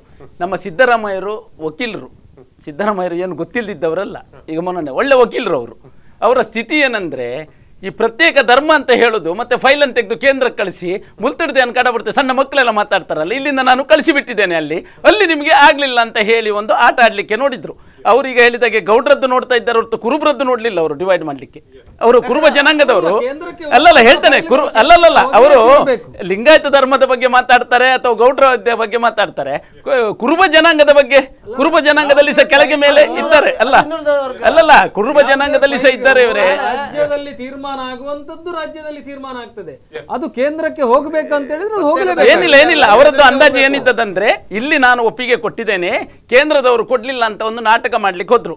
ಈಗ ಪುನಃ ಏನ್ ಹೇಳುದಂದ್ರೆ, ಈಗ ಮೋಹನಣ್ಣ ಹೇಳಿದಾಗೆ ಅವರಿಗೆ ಅಭಿವೃದ್ಧಿಯ ವಿಷಯದಲ್ಲಿ ಇಲ್ಲ, ಅವರು ಅಭಿವೃದ್ಧಿ ಹೇಳ್ತಾನೆ, ಅಭಿವೃದ್ಧಿ ವಿಷಯದಲ್ಲಿ ಇದ್ರೆ ಲಿಂಗಾಯತ ಮತ್ತೆ ವೀರಶೈವದ್ದು ಅಲ್ಲಿ ಅಗತ್ಯವೂ ಇಲ್ಲ. ಎಂ ಬಿ ಪಾಟೀಲ್ರಿಗೆ, ಅವರಿಗೆ ನೀರಾವರಿ ಸಚಿವರು, ಎಲ್ಲಿ ನೀರಿ ಸಮಸ್ಯೆ ಉಂಟು, ಎಲ್ಲಿ ಡ್ಯಾಮ್ ಇದ್ದುಂಟು ಅದೆಲ್ಲ ನೋಡ್ಬೇಕು. ಅವರು ಬಿಜಾಪುರದಲ್ಲಿ ಕುಳಿತುಕೊಂಡು ವೀರಶೈವ ಮತ್ತೆ ಲಿಂಗಾಯತ ಇದ್ದು ಬಿಟ್ರೆ ಬೇರೆ ಏನೂ ಅವರು ಮಾತಾಡುದಿಲ್ಲ. ನಮ್ಮ ವಿನಯ್ ಕುಲಕರ್ಣಿ ಅವರು ಇದ್ದಾರೆ, ಅವರೊಂದು ಸಚಿವರು, ಹಿರಿಯ ಸಚಿವರು, ಸಚಿವರಿಗೆ ಇದು ಕೆಲಸ ಅಲ್ಲ. ಅದನ್ನು ಯಾವುದೇ ಸ್ವಾಮೀಜಿಗಳು ಯಾರೋ ಒಂದು ಹೊರಗಿನವರು ಯಾರು ಮಾಡ್ತಾರೆ ಹೋರಾಟ. ಈಗ ಹಾರ್ದಿಕ್ ಪಟೇಲ್ ಹೋರಾಟ ಮಾಡಿತ್ತು, ಹಾರ್ದಿಕ್ ಪಟೇಲ್ ಯಾವುದೇ ಇದರಲ್ಲಿ ಇರಲಿಲ್ಲ ಗುಜರಾತಲ್ಲಿ. ಇಲ್ಲಿ ಸಚಿವರಾಗಿ ಬೇರೆ ಸಚಿವರಿಗೆ ಹೇಳ್ತಾರೆ ಅವ ಸಚಿವ ಆಗ್ಲಿಕ್ಕೆ ನಾಲಾಯಕಲ್ಲ, ಇವ ಸಚಿವ ಆಗ್ಲಿಕ್ಕೆ ನಾಲಾಯಕಲ್ಲ ಅಂತ ಮಾತಾಡ್ತಾರೆ, ಲೂಸ್ ಟಾಕ್. ಬಟ್ ಸಿದ್ದರಾಮಯ್ಯರಿಗೆ ಗೊತ್ತಿರಬೇಕು, ನನ್ನ ಸಂಪುಟದಲ್ಲಿದ್ದ ಸಚಿವ ಎಂ ಬಿ ಪಾಟೀಲ್ರು ಮತ್ತೆ ವಿನಯ್ ಕುಲಕರ್ಣಿ ಈ ರೀತಿ ಮಾಡ್ತಾ ಇರುವಾಗ ಇವರು ಎಂತ ಮಾಡ್ಕೊಂಡಲ್ಲಿ ಚೀಫ್ ಮಿನಿಸ್ಟರ್ ಆಗಿ ಕೂತ್ಕೊಂಡಿದ್ದಾರೆ? ಅವರಿಗೆ ಇದು ಕೆಲಸ. ಅದಕ್ಕೆ ಅವರದೇ ಪಕ್ಷದ ಶಾಸಕ ಮತ್ತು ಮಾಜಿ ಸಚಿವರು ವಿರೋಧ ವ್ಯಕ್ತಪಡಿಸ್ತಾರೆ. ಧರ್ಮದ ಬಗ್ಗೆ ಫೈಲ್ ಕೇಂದ್ರಕ್ಕೆ ಹೋಗ್ಲಿಲ್ಲ ಆದ್ರೆ ನಮ್ಗೆ ಬರ್ಲಿಲ್ಲ, ಬಂದ ಮೇಲೆ ನಾವು ಇತ್ಯರ್ಥ ಮಾಡ್ತೇವೆ ಅಂತ ಹೇಳಿ ಹೇಳಿಕೆ ಕೊಡಬಹುದು ಕೇಂದ್ರದವರು. ಇವರ ಡ್ಯೂಟಿಯನ್ನು ಮುಖ್ಯಮಂತ್ರಿಯವರು ಕರ್ತವ್ಯವನ್ನು ನಿಭಾಯಿಸಿದ್ದಾರೆ. ನೋಡಿ, ಹೋರಾಟ ಮಾಡಬೇಕಿತ್ತು, ಅಷ್ಟು ಜನರಿಗೆ ಸೇರಿಸಿ ಹೋರಾಟ ಮಾಡಬೇಕಿತ್ತು. ಯಾವುದೇ ಹೋರಾಟ ಸಿದ್ದರಾಮಯ್ಯರು ಮಾಡಿಸಲಿಲ್ಲ. ಇಲ್ಲಪ್ಪ, ವಿನಯ್ ಕುಲಕರ್ಣಿ ಅಲ್ಲ, ವಿನಯ್ ಕುಲಕರ್ಣಿ ಮತ್ತೆ ಯಾರು ಅಲ್ಲ, ಎಂ ಪಿ ಪಾಟೀಲ್ ವಿನಯ್ ಕುಲಕರ್ಣಿ ಬಿಟ್ರೆ ಅಂದ್ರೆ ಸಿದ್ದರಾಮಯ್ಯ ಅವರು ಹೋರಾಟ ಮಾಡಿದ್ದಾರೆ ಹೊರತು ಸಿದ್ದರಾಮಯ್ಯ ಅಲ್ಲಿ ಹೋಗಿ ಹೋರಾಟ ಮಾಡಲಿಲ್ಲ. ಅಲ್ಲ, ಅವರು ಹೋರಾಟ ಮಾಡಿಸಿದ್ದು ಇಲ್ಲದ್ರೆ ಮಾಡಿಸಿದ್ದು ದಾಖಲೆ ಇದೆಯಾ? ಮಾಡಿಸಿದ್ದು ನಾವು ಬಾಯಲ್ಲಿ ಹೇಳ್ಬೋದು, ದಾಖಲೆ ಇದೆಯಾ ನಿಮ್ಗೆ? ಇಲ್ಲ, ಅವರೇ ಇರ್ಬೋದು, ವಿನಯ್ ಕುಲಕರ್ಣಿ ಅವರೇ ಇರ್ಬೋದು, ಅದಕ್ಕೆ ದಾಖಲೆ ಏನಿದೆ? ದಾಖಲೆ ಏನಿಲ್ಲ. ಎಂ ಬಿ ಪಾಟೀಲ್ರು ಅವರ ಧರ್ಮದ ಬಗ್ಗೆ ಅವರು ನಮ್ಗೆ ಪ್ರತ್ಯೇಕತೆ ಬೇಕು, ನಮ್ಗೆ ಅದರಲ್ಲಿ ರಿಸರ್ವೇಶನ್ ಬೇಕಂತ ಕೇಳಿದ್ದಾರೆ. ಮತ್ತೆ ಯಾಕೆ ಸಚಿವರಾಗಿರೋದು? ಅಲ್ಲ, ಸಚಿವರು ಜನ ಆರಿಸಿದ್ದು, ಯಾರು ನೀವು ಆರಿಸಿದ್ದಲ್ಲ. ಜನ ಆರಿಸಿ ಅಂತದ್ದು ಮಾತಾಡ್ಲಿಕ್ಕಿಲ್ಲ. ಜನ ಆರಿಸಿದ್ದು ಸಚಿವರಾಗಿ ಅಲ್ಲ, ಜನ ಆರಿಸಿದ್ದು ಶಾಸಕನಾಗಿ. ಜನ ಶಾಸಕನಾಗಿ ಆರಿಸಿದ್ರಿಂದ ಸಚಿವರಾದದ್ದು. ಸಚಿವರಾಗಿ ನೇಮಕ ಮಾಡಿಕೊಂಡು ಮುಖ್ಯಮಂತ್ರಿಗಳ ಪರವಾಗಿ ಅಲ್ಲ, ಶಾಸಕರಾಗದಿದ್ರೆ ಸಚಿವರಾಗುವುದಿಲ್ಲ. ಅವರನ್ನು ಸಚಿವರಾಗಿ ಮಾಡಿದ್ದು 1ನೇ ಕ್ಲಾಸಿಗೆ ಹೋಗದೆ ಕಾಲೇಜಿಗೆ ಹೋಗ್ಲಿಕ್ಕೆ ಆಗುದಿಲ್ಲ. ಅದೇ ರೀತಿ ಅವರನ್ನು ಸಚಿವರನ್ನಾಗಿ ಮಾಡಿರುವುದು ಮುಖ್ಯಮಂತ್ರಿ ಅವರ ಯೋಜನಾಧಿಕಾರ. ಅಲ್ಲ, ಮುಖ್ಯಮಂತ್ರಿ ಮಾಡಿರಬಹುದು, ಆದ್ರೆ ಜನ ಶಾಸಕನಾಗಿ ಮಾಡದೇ ಇದ್ರೆ ಅವರು ಸಚಿವರಾಗಿ ಅವರನ್ನು ಸುಮ್ಮನೆ ಕೂರಿಸುವುದು, ಅವರನ್ನು ತೆಗೆಯುವುದು, ಅವರನ್ನು ಉಳಿಸಿಕೊಳ್ಳುವುದು ಸಹ ಅವರದೇ ಅಧಿಕಾರ. ಅದನ್ನು ಪ್ರಶ್ನೆ ಮಾಡುವಾಗಿಲ್ಲ. ಕೆಲಸ ಮಾಡಲಿಲ್ಲ, ತಮ್ಮ ಧರ್ಮಕ್ಕೋಸ್ಕರ, ತಮ್ಮ ಜನರಿಗೋಸ್ಕರ. ಎಸ್ ಸಂಜೀವ ಪ್ರಭು ಅವರು, ಈಗಾಗಲೇ ನೀವು ಗಮನಿಸಬಹುದು, ನೀವು ಕೂಡ ಆಲಿಸಿರಬಹುದು, ವಾಟ್ಸಪ್ನಲ್ಲೂ ಕೂಡ ಹರಿದಾಡ್ತಾ ಇದೆ ಚಕ್ರವರ್ತಿ ಸೂರಿಬೆಳೆ ಅವರ ಒಂದಷ್ಟು ವಿಚಾರಗಳು. ಗುಜರಾತಿನಲ್ಲಿ ಅಥವಾ ಇನ್ಯಾವುದೋ ವಿಚಾರದಲ್ಲಿ ಜಾತಿ ಧರ್ಮದ ಮಧ್ಯೆ ಆಗಿರ್ಬೋದು, ಯಾವುದೋ ವಿಚಾರದಲ್ಲಿ ಎಲ್ಲಾದರೂ ರಾಜಕೀಯ ಮಾಡೋದಿದ್ರೆ ಅದನ್ನು ಸ್ವಲ್ಪ ನಿಲ್ಲಿಸಿ ಅನ್ನುವ ದಾಟಿಯಲ್ಲಿ ಒಂದಷ್ಟು ಮೆಸೇಜ್ಗಳು ಟ್ವಿಟ್ಟರ್ಗಳಲ್ಲಾಗಿರ್ಬೋದು, ಹಾಗೆಯೇ ವಾಟ್ಸಪ್ಗಳಲ್ಲಾಗಿ ಕೂಡ ಹರಿದಾಡ್ತಾ ಇದೆ.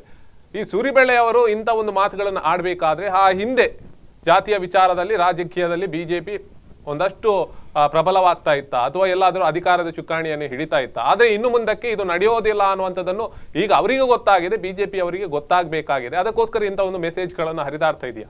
ಯಾಕೆ, ಏನು ವಿಚಾರ? ನೀವು ಚಕ್ರವರ್ತಿ ಸೂಲಿಬೆಲೆಯವರು ಅವರದ್ದೇ ಒಂದು ಯುವ ಬ್ರಿಗೇಡ್ ಅಂತ ಹೇಳಿ ಅವರದ್ದೇ ಕೆಲಸ ಮಾಡ್ತಾ ಇದ್ದಾರೆ. ಭಾರತೀಯ ಜನತಾ ಪಾರ್ಟಿಯಲ್ಲಿ ಯಾವುದೇ ಪೋಸ್ಟ್ ಅಲ್ಲಿ ಇದ್ದುಕೊಂಡವರು ನಿಮ್ಮ ಪ್ರಚಾರಗಳಿಗೆ ನಮ್ಮ ಪ್ರಚಾರದಲ್ಲಿ ಅವರು ಯುವ ಬ್ರಿಗೇಡ್ ಅಂತ ಹೇಳಿ ಅವರು ಪ್ರಚಾರ ಮಾಡ್ತಾ ಇದ್ದಾರೆ, ನಮ್ಮ ಪರವಾಗಿಯೇ ಮಾಡ್ತಾ ಇದ್ದಾರೆ. ಅದರ ಬಗ್ಗೆ ನಾವು ಇಲ್ಲ ಅಂತ ಹೇಳುದಿಲ್ಲ. ಆದ್ರೆ ಅವರು ಏನು ಹೇಳ್ತಾರೆ, ಹೇಳುವುದನ್ನು ಕರೆಕ್ಟ್ ಆಗಿ ಹೇಳ್ತಾರೆ. ಅದು ಕೆಲವರಿಗೆ ಏನು ಗೊತ್ತುಂಟಾ, ಯಾವ್ದಾದ್ರು ಒಳ್ಳೆ ವಿಷಯವನ್ನು ಹೇಳಿದ ಕೂಡಲೇ ಅದು ಯಾವಾಗ ನಿಮ್ಮಲ್ಲಿ ಆರೋಗ್ಯಗೊಳ್ಳಿಕ್ಕೆ ನಮ್ಮಲ್ಲಿ ಏನೂ ಆಗುದು, ಅದನ್ನೇ ಒಪ್ಕೊಳ್ತಾ ಇಲ್ಲ, ನೀವೇ ಒಪ್ಕೊಳ್ತಾ ಇಲ್ಲ. ಯಾಕಂದ್ರೆ ಕರಾವಳಿ ಭಾಗದಲ್ಲಿ ಜಾತಿಯ ವಿಚಾರದಲ್ಲಿ ಅಥವಾ ಈ ಮತಗಳ ವಿಚಾರದಲ್ಲಿ ಎಲ್ಲಾದ್ರೂ ಒಂದು ಲೋಪಗಳಿದ್ರೆ ಅದನ್ನು ಪ್ರತಿಭಟನೆ ಮಾಡಿ ಅಲ್ಲೇನಾದ್ರೂ ಸಿಗುತ್ತಾ ಅನ್ನುವಂಥದ್ದು ರಾಜಕೀಯದ ಒಂದು ಲೆಕ್ಕಾಚಾರ.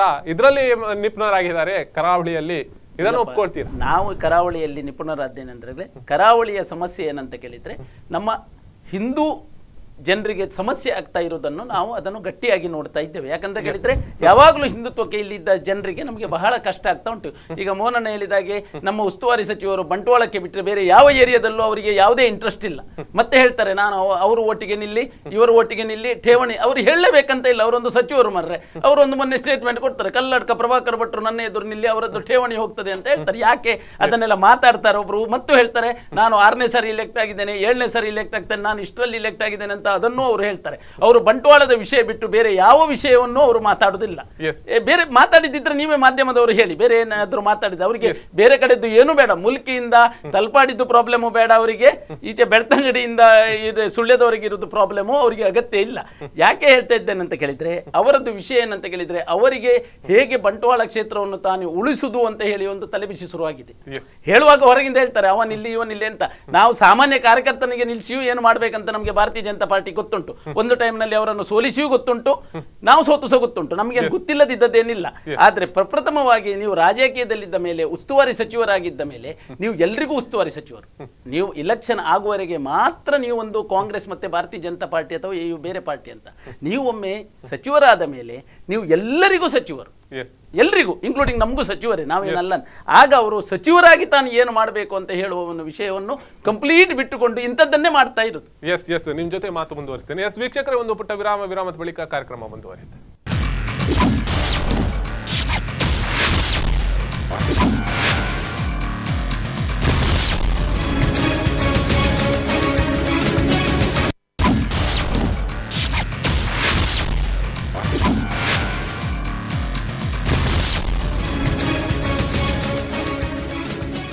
ವಿರಾಮದ ಬಳಿಕ ಮತ್ತೆ ಕಾರ್ಯಕ್ರಮಕ್ಕೆ ಸ್ವಾಗತ. ಕೈಗೆಟಕದ ರಾಜ್ಯ ವಿಚಾರಗಳ ಬಗ್ಗೆ ಮಾತಾಡ್ತಿದ್ವಿ. ಎಸ್, ನೀವು ಈಗಾಗಲೇ ಗಮನಿಸಬಹುದು, ಹಿಮಾಚಲ ಪ್ರದೇಶ ಆಗಿರ್ಬೋದು, ಗುಜರಾತ್ ಆಗಿರ್ಬೋದು, ಚುನಾವಣೆ ಆಯ್ತು.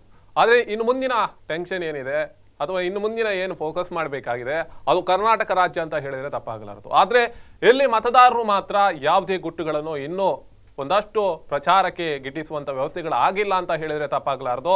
ಯಾಕಂದ್ರೆ ನೀವು ಗಮನಿಸಬಹುದು, ಕರ್ನಾಟಕದ ಮತದಾರರು ಗೌಪ್ಯವಾಗಿ ಅವರ ಆದೇಶವನ್ನು ಇದ್ದಾರೆ ಅನ್ನುವಂಥದ್ದು ಕೂಡ ಬಹಳಷ್ಟು ಮಾಧ್ಯಮಗಳಲ್ಲೂ ಕೂಡ ಪ್ರಚಾರ ಆಗಿರುವಂಥದ್ದು. ಯಾಕಂದ್ರೆ ಅಂಕಿಅಂಶಗಳನ್ನು ನೋಡಿದ್ರೆ ಇವತ್ತು ಬಿಜೆಪಿಯ ಪರವಾಗಿರ್ಬೋದು, ನಾಳೆ ಕಾಂಗ್ರೆಸ್ನ ಪರವಾಗಿರ್ತದೆ. ಹಾಗಿರುವಾಗ ಇಲ್ಲಿ ತಾರಕಕ್ಕೆ ಏರಿರುವಂಥದ್ದು ಏನಂದ್ರೆ, ಪ್ರಾದೇಶಿಕ ಪಕ್ಷಗಳು ಏನಿದೆ ಇದು ಅಸ್ತಿತ್ವವನ್ನು ಉಳಿಸಿಕೊಳ್ಳುವಂತ ಎಲ್ಲಾ ಪ್ರಯತ್ನಗಳು ರಾಜ್ಯ ಸರ್ಕಾರ ಅಥವಾ ಕರ್ನಾಟಕದಲ್ಲಿ ಸರ್ಕಾರವನ್ನು ನಿರ್ಮಾಣ ಮಾಡುವುದಕ್ಕೆ ಒಂದಷ್ಟು ಉತ್ಸಾಹದಲ್ಲಿ ಇದೆ ಅಂತ ಹೇಳಿದ್ರೆ ತಪ್ಪಾಗಲಾರದು. ಅದಕ್ಕೆ ಪೂರಕವಾದಂತ ಬಿಜೆಪಿಯ 15 ಅಭ್ಯರ್ಥಿಗಳು ಶಾಸಕರಾಗಿದ್ದು ಅವರು ಈಗ ಬಿಜೆಪಿಗೆ ಸೇರುವಂತ ಎಲ್ಲಾ ಲಕ್ಷಣಗಳು ಕೂಡ ಕಾಣ್ತಾ ಇರುವಂಥದ್ದು. ಇದೆಲ್ಲ ವಿಚಾರಗಳು ಮುಂದಿನ ದಿನಗಳಲ್ಲಿ ಕರ್ನಾಟಕದ ರಾಜಕಾರಣದಲ್ಲಿ ಎಷ್ಟು ಎಫೆಕ್ಟ್ ಬೀಳುತ್ತೆ ಅನ್ನುವಂಥದ್ದು ಕೂಡ ಮಾತಾಡಬೇಕು. ಮಾತು ಮುಂದುವರಿಸ್ತೇನೆ. ಎಸ್, ಈಗಾಗಲೇ ನಾವು ಮಾತಾಡುವಾಗ ಹೇಳಿದ್ವಿ, ಬಿಜೆಪಿಯಲ್ಲಿ ನಿಮಗೆ ಬೆನಿಫಿಟ್ ಆಯಿತು. ಗುಜರಾತ್ನಲ್ಲಿ ಕಾಂಗ್ರೆಸ್ನಿಂದ ಬಹಳಷ್ಟು ಜನರು ವಲಸಿಗರು ನಿಮ್ಮ ಪಕ್ಷವನ್ನು ಸೇರ್ಕೊಂಡ್ರು, ಅವರದೇ ಆದಂಥ ವರ್ಚಸ್ಸಿತ್ತು, ನಿಮಗೆ ಅದು ಈ ಬಾರಿ ಬೆನಿಫಿಟ್ ಆಯಿತು. ಇಲ್ಲ ಅಂದ್ರೆ ನಿಮಗೆ ಮತ್ತಷ್ಟು ಸಂಖ್ಯೆಯಲ್ಲಿ ನೀವು ಇಳಿಮುಖ ಆಗ್ತಾ ಇತ್ತು ಮೆಜಾರಿಟಿಯಲ್ಲಿ. ಹಾಗೆ ನೋಡ್ಲಿಕ್ಕೆ ಹೋದ್ರೆ ರಾಜ್ಯದಲ್ಲಿ ಮುಂದಿನ ಚುನಾವಣೆ 15ಕ್ಕೂ ಹೆಚ್ಚಿನ ನಿಮ್ಮ ಬಿಜೆಪಿ ಪಕ್ಷದಿಂದಲೇ ನೊಂದವರು ಒಂದು ಕಡೆಯಲ್ಲಿ JDSಗೆ ಸೇರುವಂತ ಎಲ್ಲಾ ಲಕ್ಷಣಗಳು ಕೇಳಿ ಬರ್ತಾ ಇರುವಂತದ್ದು. ಹಾಗಾದ್ರೆ ಇದರಿಂದ ಎಫೆಕ್ಟ್ ಆಗತ್ತಾ ಮುಂದಿನ ರಾಜ್ಯದಲ್ಲಿ? ನಾನು ನಿಮ್ಮ ಹತ್ರ ಫಸ್ಟ್ ಕೇಳುತ್ತಿದ್ದನ್ನು, ಯಾಕಂದ್ರೆ ಭಾರತೀಯ ಜನತಾ ಪಾರ್ಟಿಯ ಬಗ್ಗೆ ನಾವು ಕೇಂದ್ರದಲ್ಲಿ ಸರ್ಕಾರ ಇದ್ದು ಕೇಂದ್ರದಲ್ಲಿ ಮಾಡುವ ಅಭಿವೃದ್ಧಿ ನೋಡಿ ಮುಂದೆ ಹೆಚ್ಚಿನ ರಾಜಕೀಯದಲ್ಲಿ ಅವರು MLA ಆಗಿರ್ಬೋದು, MLA ಆಗದೇ ಇರ್ಬೋದು, ಅವರಿಗೆ ಭಾರತೀಯ ಜನತಾ ಪಾರ್ಟಿಯ ಬಗ್ಗೆ ಒಳ್ಳೆ ಒಲವು ಉಂಟು. ಯಾಕಂತ ಕೇಳಿದ್ರೆ ಫಸ್ಟ್ ಆಫ್ ಆಲ್ ಟಿಕೆಟ್ ಸಿಗುದು ಮಾತ್ರ ಡೌಟ್. ನಿಮ್ಗೆ ನೆನಪಿರಬೇಕು, ಎಲ್ರಿಗೂ ನಮ್ಗೆ ಭಾರತೀಯ ಜನತಾ ಪಾರ್ಟಿಗೆ ಬರಬೇಕಂತ 15 ಅಭ್ಯರ್ಥಿಗಳು ಅಥವಾ 15 ಶಾಸಕರು ಏನಿದ್ರೆ ಅವರು ವಲಸಿಗೆ ಹೋಗ್ತಾ ಇದ್ದಾರೆ. ಅಲ್ಲಲ್ಲ, ಯಾವ ಶಾಸಕ ಸಮೇತ ಎಲ್ಲಿಯೂ ಹೋಗುದಿಲ್ಲ. ಚುನಾವಣೆಯ ಸಂದರ್ಭದಲ್ಲಿ ಕೆಲವೊಂದು ಬದಲಾವಣೆಗಳಾಗ್ತವೆ. ಆಗ ನೀವು ಗೋಡೆಯ ಮಧ್ಯೆ ನಿಂತುಕೊಂಡಿರ್ತಾರೆ, ಅವರು ಆಚೆ ಈಚೆ ಅಂತ ಆಲೋಚನೆ ಮಾಡ್ತಾ ಇರ್ತಾರೆ. ಗುಜರಾತಿನಲ್ಲಿ ಒಂದು ವೇಳೆ ಕಾಂಗ್ರೆಸ್ ಬಹುಮತಕ್ಕೆ ಬರ್ತಾ ಇದ್ರೆ ಈಗ ಬಿಜೆಪಿಯಲ್ಲಿ ಗುರುತಿಸಿಕೊಂಡಿರುವ ಹಲವಾರು ನಾಯಕರು ಆಚೆ ಕಾಂಗ್ರೆಸ್ ಕಡೆಗೆ ಕಣ್ಣಾಗ್ತಾ ಇದ್ರು. ಇದು ಸ್ಪಷ್ಟ, ಅದರಲ್ಲಿ ಇಲ್ಲ ಅಂತೇನಿಲ್ಲ. ಮನೆಯಲ್ಲಿ ಇದ್ಕೊಂಡು ಮತ್ತೊಂದು ಪಕ್ಷದತ್ತ ಒಲವು ತೋರ್ತಾ ಇದ್ದಾರೆ. ಭಾರತೀಯ ಜನತಾ ಪಕ್ಷದಲ್ಲಿ ಒಂದು ಕ್ಯಾಡರ್ ಇದೆ, ಅದು ಕಟ್ಟ RSS ಮೂಲದಿಂದ ಬಂದವರು, ಆಯ್ತಾ. ಅದರ ನಂತರ ಆ ಪಕ್ಷಕ್ಕೆ ಹಲವಾರು ನೀರುಗಳು ಬಂದು ಸೇರ್ಕೊಂಡಿವೆ. ಒಳ್ಳೆ ನೀರು ಬಂದಿದೆ, ಕೆಟ್ಟ ನೀರು ಬಂದಿದೆ. ಆ ಕೆಟ್ಟ ನೀರು ಎಲ್ಲಿಗೆ ತುಂಬುವುದು ಅಂತ ಗ್ಯಾರಂಟಿ ಏನಿಲ್ಲ. ಅದನ್ನು ಯಾರಿಗೂ ಅದು ಎಲ್ಲಿಗೆ ಬೇಕಾದ್ರೆ ಹರಿಬಹುದು, ಅದನ್ನು ಯಾರಿಗೂ ತಡೆಯಲಿಕ್ಕೆ ಸಾಧ್ಯ ಇಲ್ಲ. ಯಾಕಂದ್ರೆ ಅವರು ಮೂಲ ಬಿಜೆಪಿಗರಲ್ಲ, RSS ಕ್ಯಾಡರ್ ಇಂದ ಬಂದವರು ಅಲ್ಲ. ಯಾಕಂದ್ರೆ ರಾಷ್ಟ್ರೀಯ ಸ್ವಯಂ ಸೇವಕ ಸಂಘದಲ್ಲಿ ಹಲವಾರು ಸಂಘಟನೆಗಳಿವೆ, ಅದರಲ್ಲಿ ಭಾರತೀಯ ಜನತಾ ಪಕ್ಷವು ಒಂದು ರಾಜಕೀಯ ಸಂಘಟನೆ ಅಷ್ಟೇ. ಅದರಿಂದ ಆ ಸಂಘಟನೆಯಲ್ಲಿ ಕೆಲವೊಂದು ಶಿಸ್ತುಗಳಿವೆ, ಕೆಲವೊಂದು ಪದ್ಧತಿಗಳಿವೆ, ಕೆಲವೊಂದು ನಿಯಮಗಳಿವೆ. ಅದಕ್ಕೆ ಒಗ್ಗಿಕೊಂಡವರು ಬೇರೆ ಪಕ್ಷದಿಂದ ಬಂದವರು ಅಲ್ಲ. ಅವರು ಈ ಕಡೆಯಿಂದ ಬಂದವರು ಆ ಕಡೆ ಹೋಗ್ತಾರೆ, ಆ ಕಡೆಯಿಂದ ಬಂದವರು ಮತ್ತೊಂದು ಕಡೆ ಹೋಗ್ತಾರೆ, ಪುನಃ ಇಲ್ಲಿಗೆ ಬರ್ತಾರೆ. ಈ ರೀತಿಯ ವ್ಯವಸ್ಥೆಗಳಿವೆ. ಈಗ ಚುನಾವಣೆ ಬರುವಾಗಲೂ ಅಷ್ಟೇ. ಈಗ ಗುಜರಾತ್ನಲ್ಲಿ ಏನಾದರೂ ಫಲಿತಾಂಶ ಏರುಪೇರು ಆಗ್ತಾ ಇದ್ರೆ ನಾಳೆಯಿಂದ ಶುರು ಆಗ್ತಾ ಇತ್ತು ಇಲ್ಲಿ. ಈಗ ಆಗಲ್ಲ. ಈಗ ಅಲ್ಲಿಗೆ ಅದೊಂದು ಅಡ್ಡಗೋಡೆ ಬಿತ್ತು. BJPಯನ್ನು ಬಿಟ್ಟು ಹೋದರೆ ನಮಗೆ ಮತ್ತೆ ಉಳಿಗಾಲ ಇಲ್ಲ ಅನ್ನೋದು BJPಯಲ್ಲಿ ಈಗ ಇರುವವರಿಗೆ ಅಂದಾಜಾಗಿದೆ. ಯಾಕಂದರೆ ಕೇಂದ್ರದಲ್ಲಿ ಮೋದಿ ಸರ್ಕಾರ ಇದೆ, ಮೋದಿ ಸರ್ಕಾರಕ್ಕೆ ಅದರದೇ ಆದ ಚರಿಷ್ಮಾ ಇದೆ. ಆ ಚರಿಷ್ಮಾದ ಆಧಾರದಲ್ಲಿ ನಾವು ಇಲ್ಲಿ ಗೆಲ್ಬೋದು. ಅದರ ಒಟ್ಟಿಗೆ ನಮ್ಮ ವೈಯಕ್ತಿಕ ಚರಿಷ್ಮಾವು ಸೇರಿಕೊಂಡ್ರೆ ಇಲ್ಲಿ ಗೆಲ್ಲಿಕ್ಕೆ ಸಾಧ್ಯ ಇದೆ ಎನ್ನ ಭಾವನೆ ಅವರಲ್ಲಿ ಇದೆ. ಆದ್ದರಿಂದಾಗಿ ಅವರು ಮತ್ತೊಂದು ಕಡೆ ಹೋಗುವಂತ ಇದು ಇಲ್ಲ. ಇದೇ ರೀತಿ ಕಾಂಗ್ರೆಸ್ನಲ್ಲಿ ಇದ್ದಾರೆ. ಸಿದ್ದರಾಮಯ್ಯನವರ ವಿರುದ್ಧ ಮೂಲ ಕಾಂಗ್ರೆಸ್ಗೆ ಅಸಮಾಧಾನಗೊಂಡದ್ದು ಇದೆ. ಅಸಮಾಧಾನಗೊಂಡವರು ಕೆಲವರು ಅವರದು ಏನಿತ್ತು ಅಂದರೆ ಆಚೆ JDS ಒಟ್ಟಿಗೆ ಹೋಗುವಂತ ಇತ್ತು. ಆದರೆ JDSನಲ್ಲಿ ಇದ್ದ ಒಂದು 7-8 ಮಂದಿಯ ಕಾಂಗ್ರೆಸ್ನ ಬಾಗಿಲಲ್ಲಿ ಇರುವುದರಿಂದ ಅವರಿಗೆ ಸರಿಯಾದ ಗೇಟು ಇಲ್ಲಿ ಓಪನ್ ಆಗದೇ ಇರುವುದರಿಂದ ಅವರಿಗೂ JDSಗೆ ಹೋಗ್ಲಿಕ್ಕೆ ಧೈರ್ಯ ಇಲ್ಲ. ಯಾಕಂದರೆ ದೇವೇಗೌಡರ ರಾಜಕೀಯದ ರೀತಿ ಬೇರೆ, ಅವ್ರದ್ದು 24 hours into 7 ರಾಜಕೀಯ ಅವ್ರದ್ದು. ಬಾಕಿಯವರ ಹಾಗೆ ಅಲ್ಲ. ಬಾಕಿಯವರಿಗೆ ಬೇರೆ ಬೇರೆ ಇದೆ. ದೇವೇಗೌಡರಿಗೆ 24 into 7 ರಾಜಕೀಯ. ಅದರಿಂದಾಗಿ ಅವರನ್ನು ಯಾರು ನಂಬುವ ಸ್ಥಿತಿಯಲ್ಲಿ ಕರ್ನಾಟಕದ ರಾಜಕಾರಣಗಳಲ್ಲಿ ಇಲ್ಲ. ಅವರು ಬೆಳಿಗ್ಗೆ ಒಂದನ್ನು ಹೇಳಿದರೆ ರಾತ್ರಿ ಅವರ ತೀರ್ಮಾನವೇ ಬೇರೆ ಇರ್ತದೆ, ಬದಲಾಗ್ತಾ ಇರ್ತದೆ. ಯಾಕಂದ್ರೆ ಅದು ಅವರವರ ಅನುಕೂಲಕ್ಕೆ ತಕ್ಕಂತೆ. ಅದರಿಂದಾಗಿ JDSಗೆ ಹೋಗುವಂಥ ಪರಿಸ್ಥಿತಿಯಲ್ಲೂ ಈ ಅತೃಪ್ತ ಕಾಂಗ್ರೆಸ್ಸಿಗರು ಇಲ್ಲ. ಕಾಂಗ್ರೆಸ್ ಅಂದರೆ ಮೂಲ ಕಾಂಗ್ರೆಸ್ಸಿಗರು. ಸಿದ್ದರಾಮಯ್ಯನವರು ಯಾವಾಗ ವಲಸಿಗ ಕಾಂಗ್ರೆಸ್ಸಿಗರ ಅಲ್ಲಿ ಮೂಲ ಕಾಂಗ್ರೆಸ್ಸಿಗರದ್ದು ಒಂದು ಅತೃಪ್ತ ಗುಂಪಿದೆ. ಆ ಗುಂಪು ಆಚೆ ಈಚೆ ಅಂತಲ್ಲಿ ಆಗ ಇದು JDSಗೆ ಹೋಗುವಂತ ಗುಂಪು ಈಚೆಗೆ ಬರುವ ಸಾಧ್ಯತೆ ಇದೆ. ಅಲ್ಲ, ಒಂದು ಕಡೆಯಲ್ಲಿ ಈಗ ಗಮನಿಸಿದ್ರೆ ಗುಜರಾತ್ ಮತ್ತು ಹಿಮಾಚಲ ಪ್ರದೇಶದ ಒಂದು 2 ರಿಸಲ್ಟ್ಗಳನ್ನು ಗಮನಿಸಿದ್ರೆ ಇದರ ಒಂದು ಗುಂಗಿನಲ್ಲಿ BJP ಎಲ್ಲಾದ್ರೂ ಮೈ ಮರೆತು ಎಲ್ಲಿ ರಾಜ್ಯದಲ್ಲಿ ಎಲ್ಲಾದ್ರೂ ಅಂತ ಸ್ಥಿತಿ ಬಂದ್ರೆ ಮುಂದಿನ ದಿನಗಳಲ್ಲಿ ಕರ್ನಾಟಕಕ್ಕೆ ಒಂದು BJPಯ ಒಂದು ನಂಟಿ ಏನಿದೆ ಅದು ಸ್ವಲ್ಪ ಕಡಿಮೆ ಆಗತ್ತೆ, ಅಥವಾ ಆ ಅಂಕಿಅಂಶಗಳು ಅಥವಾ ಅವರ ಪ್ರಾಬಲ್ಯತೆ ಕಡಿಮೆ ಆಗತ್ತೆ. ಕರಾವಳಿಯಲ್ಲಿ ಕೂಡ ಅವರಿಗೆ ಧೈರ್ಯ ಇಲ್ಲ. ಗಮನಿಸಬಹುದು, ಕರಾವಳಿಯಲ್ಲಿ ಯಾವ ರೀತಿಯಲ್ಲಿ ಟ್ರೈ ಮಾಡಿದ್ರೆ ನಿಮ್ಗೆ ಗೊತ್ತಿದೆ. ನಾವು ಹಿಂದಿನಿಂದ ಕೆಲವು ಎಲೆಕ್ಷನ್ಗಳನ್ನ ಗಮನಿಸ್ತಾ ಬಂದಿದ್ದೇವೆ. 83 ಎಲೆಕ್ಷನ್ ಇಂದ ನಾವು ಅದನ್ನು ನಿಕಟವಾಗಿ ಗಮನಿಸ್ತಾ ಬಂದಿದ್ದೇವೆ. ಚುನಾವಣೆಯ ಸಂದರ್ಭದಲ್ಲಿ ಇಡೀ ಪಕ್ಷದ ಹಿಡಿತವನ್ನು RSS ತಗೊಳ್ತದೆ. ಇಡೀ ಪಕ್ಷದ ಹಿಡಿತವನ್ನು RSS ತಗೊಳ್ತದೆ. ಚುನಾವಣೆ ಮುಗಿದ ಕೂಡಲೇ RSS ಕೈ ಬಿಟ್ಟು ಬಿಡ್ತದೆ.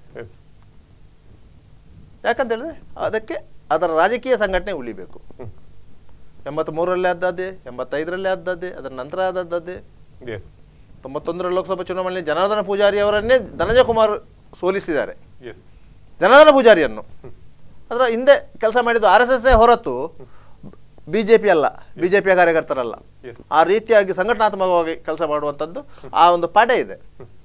ಆ ಪಡೆಯನ್ನು ಅವರು ಚುನಾವಣಾ ಸಂದರ್ಭದಲ್ಲಿ ಉಪಯೋಗ ಮಾಡ್ತಾರೆ. ಇಲ್ಲದಲ್ಲ RSS ನೇರವಾಗಿ ಚುನಾವಣಾ ಇದಕ್ಕೆ ಅಂತ ನೋಡ್ಲಿಕ್ಕೆ ಹೋದ್ರೆ ಹಿಂದೆ ಸಿದ್ದರಾಮಯ್ಯ ಅವರವರು ಸರ್ಕಾರವೇ ಬರ್ಲಿಕ್ಕೆ ಇರಲಿಲ್ಲ. 5 ವರ್ಷದ ಆಡಳಿತವನ್ನು ಪೂರ್ಣಗೊಳಿಸಿದ್ರು. ನೋಡಿ ಆ ಸಂದರ್ಭದಲ್ಲಿ ಏನಾಯ್ತು, ಆ ಸಂದರ್ಭದಲ್ಲಿ ಯಡಿಯೂರಪ್ಪರ ಮೇಲೆ ಕೆಲವೊಂದು ಗುರುತರದ ಆಪಾದನೆಗಳು ಬಂತು. ಆಯ್ತಾ, ಆಪಾದನೆಗಳು ಬಂದು ನ್ಯಾಯಾಲಯದಿಂದ ಅವರಿಗೆ ಅರೆಸ್ಟ್ ವಾರೆಂಟ್ ಬಂದಾಗ ಭಾರತೀಯ ಜನತಾ ಪಕ್ಷ ಅಂಥ ವಿಚಾರದಲ್ಲಿ ಸ್ವಲ್ಪ ಸೂಕ್ಷ್ಮವಾಗಿ ಗಮನಿಸ್ತದೆ. ನಿಮಗೆ ಉಮಾಭಾರತಿದು ಪ್ರಕರಣ ನೆನಪಿರಬೇಕು. ಹುಬ್ಬಳ್ಳಿ ಈದ್ಗಾ ಮೈದಾನ ಇಶ್ಯೂನಲ್ಲಿ ಉಮಾಭಾರತಿಯವರ ಮೇಲೆ ಹುಬ್ಬಳ್ಳಿಯಲ್ಲೊಂದು ಕೇಸ್ ಆಗಿತ್ತು. ಅದನ್ನು ಪೊಲೀಸರು ಚಾರ್ಜ್ ಶೀಟ್ ಮಾಡಿದರು. ಆಯಿತಾ, ಚಾರ್ಜ್ ಶೀಟ್ ಮಾಡಿದಾಗ ನ್ಯಾಯಾಲಯ ಸಹಜವಾಗಿ ವಾರಂಟ್ ಇಶ್ಯೂ ಮಾಡ್ತದೆ. ಅದಲ್ಲೇ ಕೊಳಿತಾ ಬಿದ್ದಿತ್ತು. ಉಮಾಭಾರತಿಯವರು ಮಧ್ಯಪ್ರದೇಶದ ಮುಖ್ಯಮಂತ್ರಿ ಆಗಿದ್ದರು. ಆ ಸಂದರ್ಭದಲ್ಲಿ ಈ ವಾರಂಟ್ ಭೂತ ಮೆಲ್ಲ ಇದ್ದಿತ್ತು. ಒಂದು ರಾಜ್ಯದ ಮುಖ್ಯಮಂತ್ರಿಯವರ ಮೇಲೆ ನಮ್ಮ ರಾಜ್ಯದಲ್ಲಿ ವಾರಂಟ್ ಇದೆ ಅನ್ನೋದೇ ದೊಡ್ಡ ವಿಚಾರ ಆಯಿತು. ವಾರಂಟ್ ಅಂತ ಅದನ್ನು ನ್ಯಾಯಾಲಯ ಹೊರಡಿಸುವುದು ಯಾಕೆ?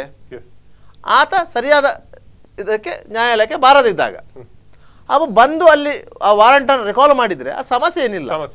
ಆಯ್ತಾ, ಆಗ ಬೆಂಗಳೂರಿನ ಒಬ್ಬ ಪ್ರಖ್ಯಾತ ವಕೀಲರು ಅವರು ಹುಬ್ಬಳ್ಳಿಗೆ ಹೋಗಿ ಇಡೀ ಫೈಲ್ ತಂದು ಹೈಕೋರ್ಟಿಗೆ ಸ್ಕ್ವಾಶ್ ಮಾಡಲಿಕ್ಕೆ ಅದನ್ನು ಅದು ಕಂಪ್ಲೇಂಟನ್ನೇ FIR ಅನ್ನೇ ಸ್ಕ್ವಾಶ್ ಮಾಡಲಿಕ್ಕೆ ರಿಟರ್ನ್ಗೆ ರೆಡಿ ಮಾಡಿದರು. ಇಷ್ಟೊತ್ತಿಗೆ ರಾಜ್ಯದ BJP ನಾಯಕರೊಬ್ಬರು ಮಧ್ಯಪ್ರವೇಶಿಸಿ ಹೈಕೋರ್ಟ್ಗೆ ಹೋಗುವುದು ಬೇಡ, ಉಮಾಭಾರತಿಯವರೇ ಹುಬ್ಬಳ್ಳಿಗೆ ಬರ್ತಾರೆ ಅನ್ನೋದಾಯ್ತು. ಸರಿ, ಇವರು ಅಲ್ಲಿಗೆ ನಿಂತರು.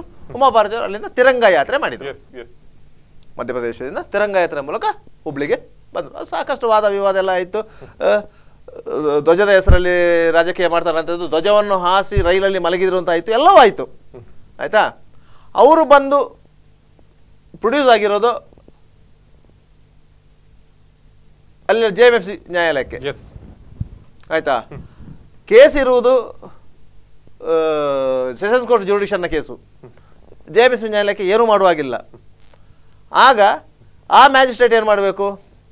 ಬೇರೆ ಯಾರಲ್ಲ, ಈಗ ಇವರು ಮೈಕಲ್ ಡಿಕೋನ್ನೇ ಮ್ಯಾಜಿಸ್ಟ್ರೇಟು. ಜಯಲಲಿತಾ ಕೇಸಲ್ಲಿ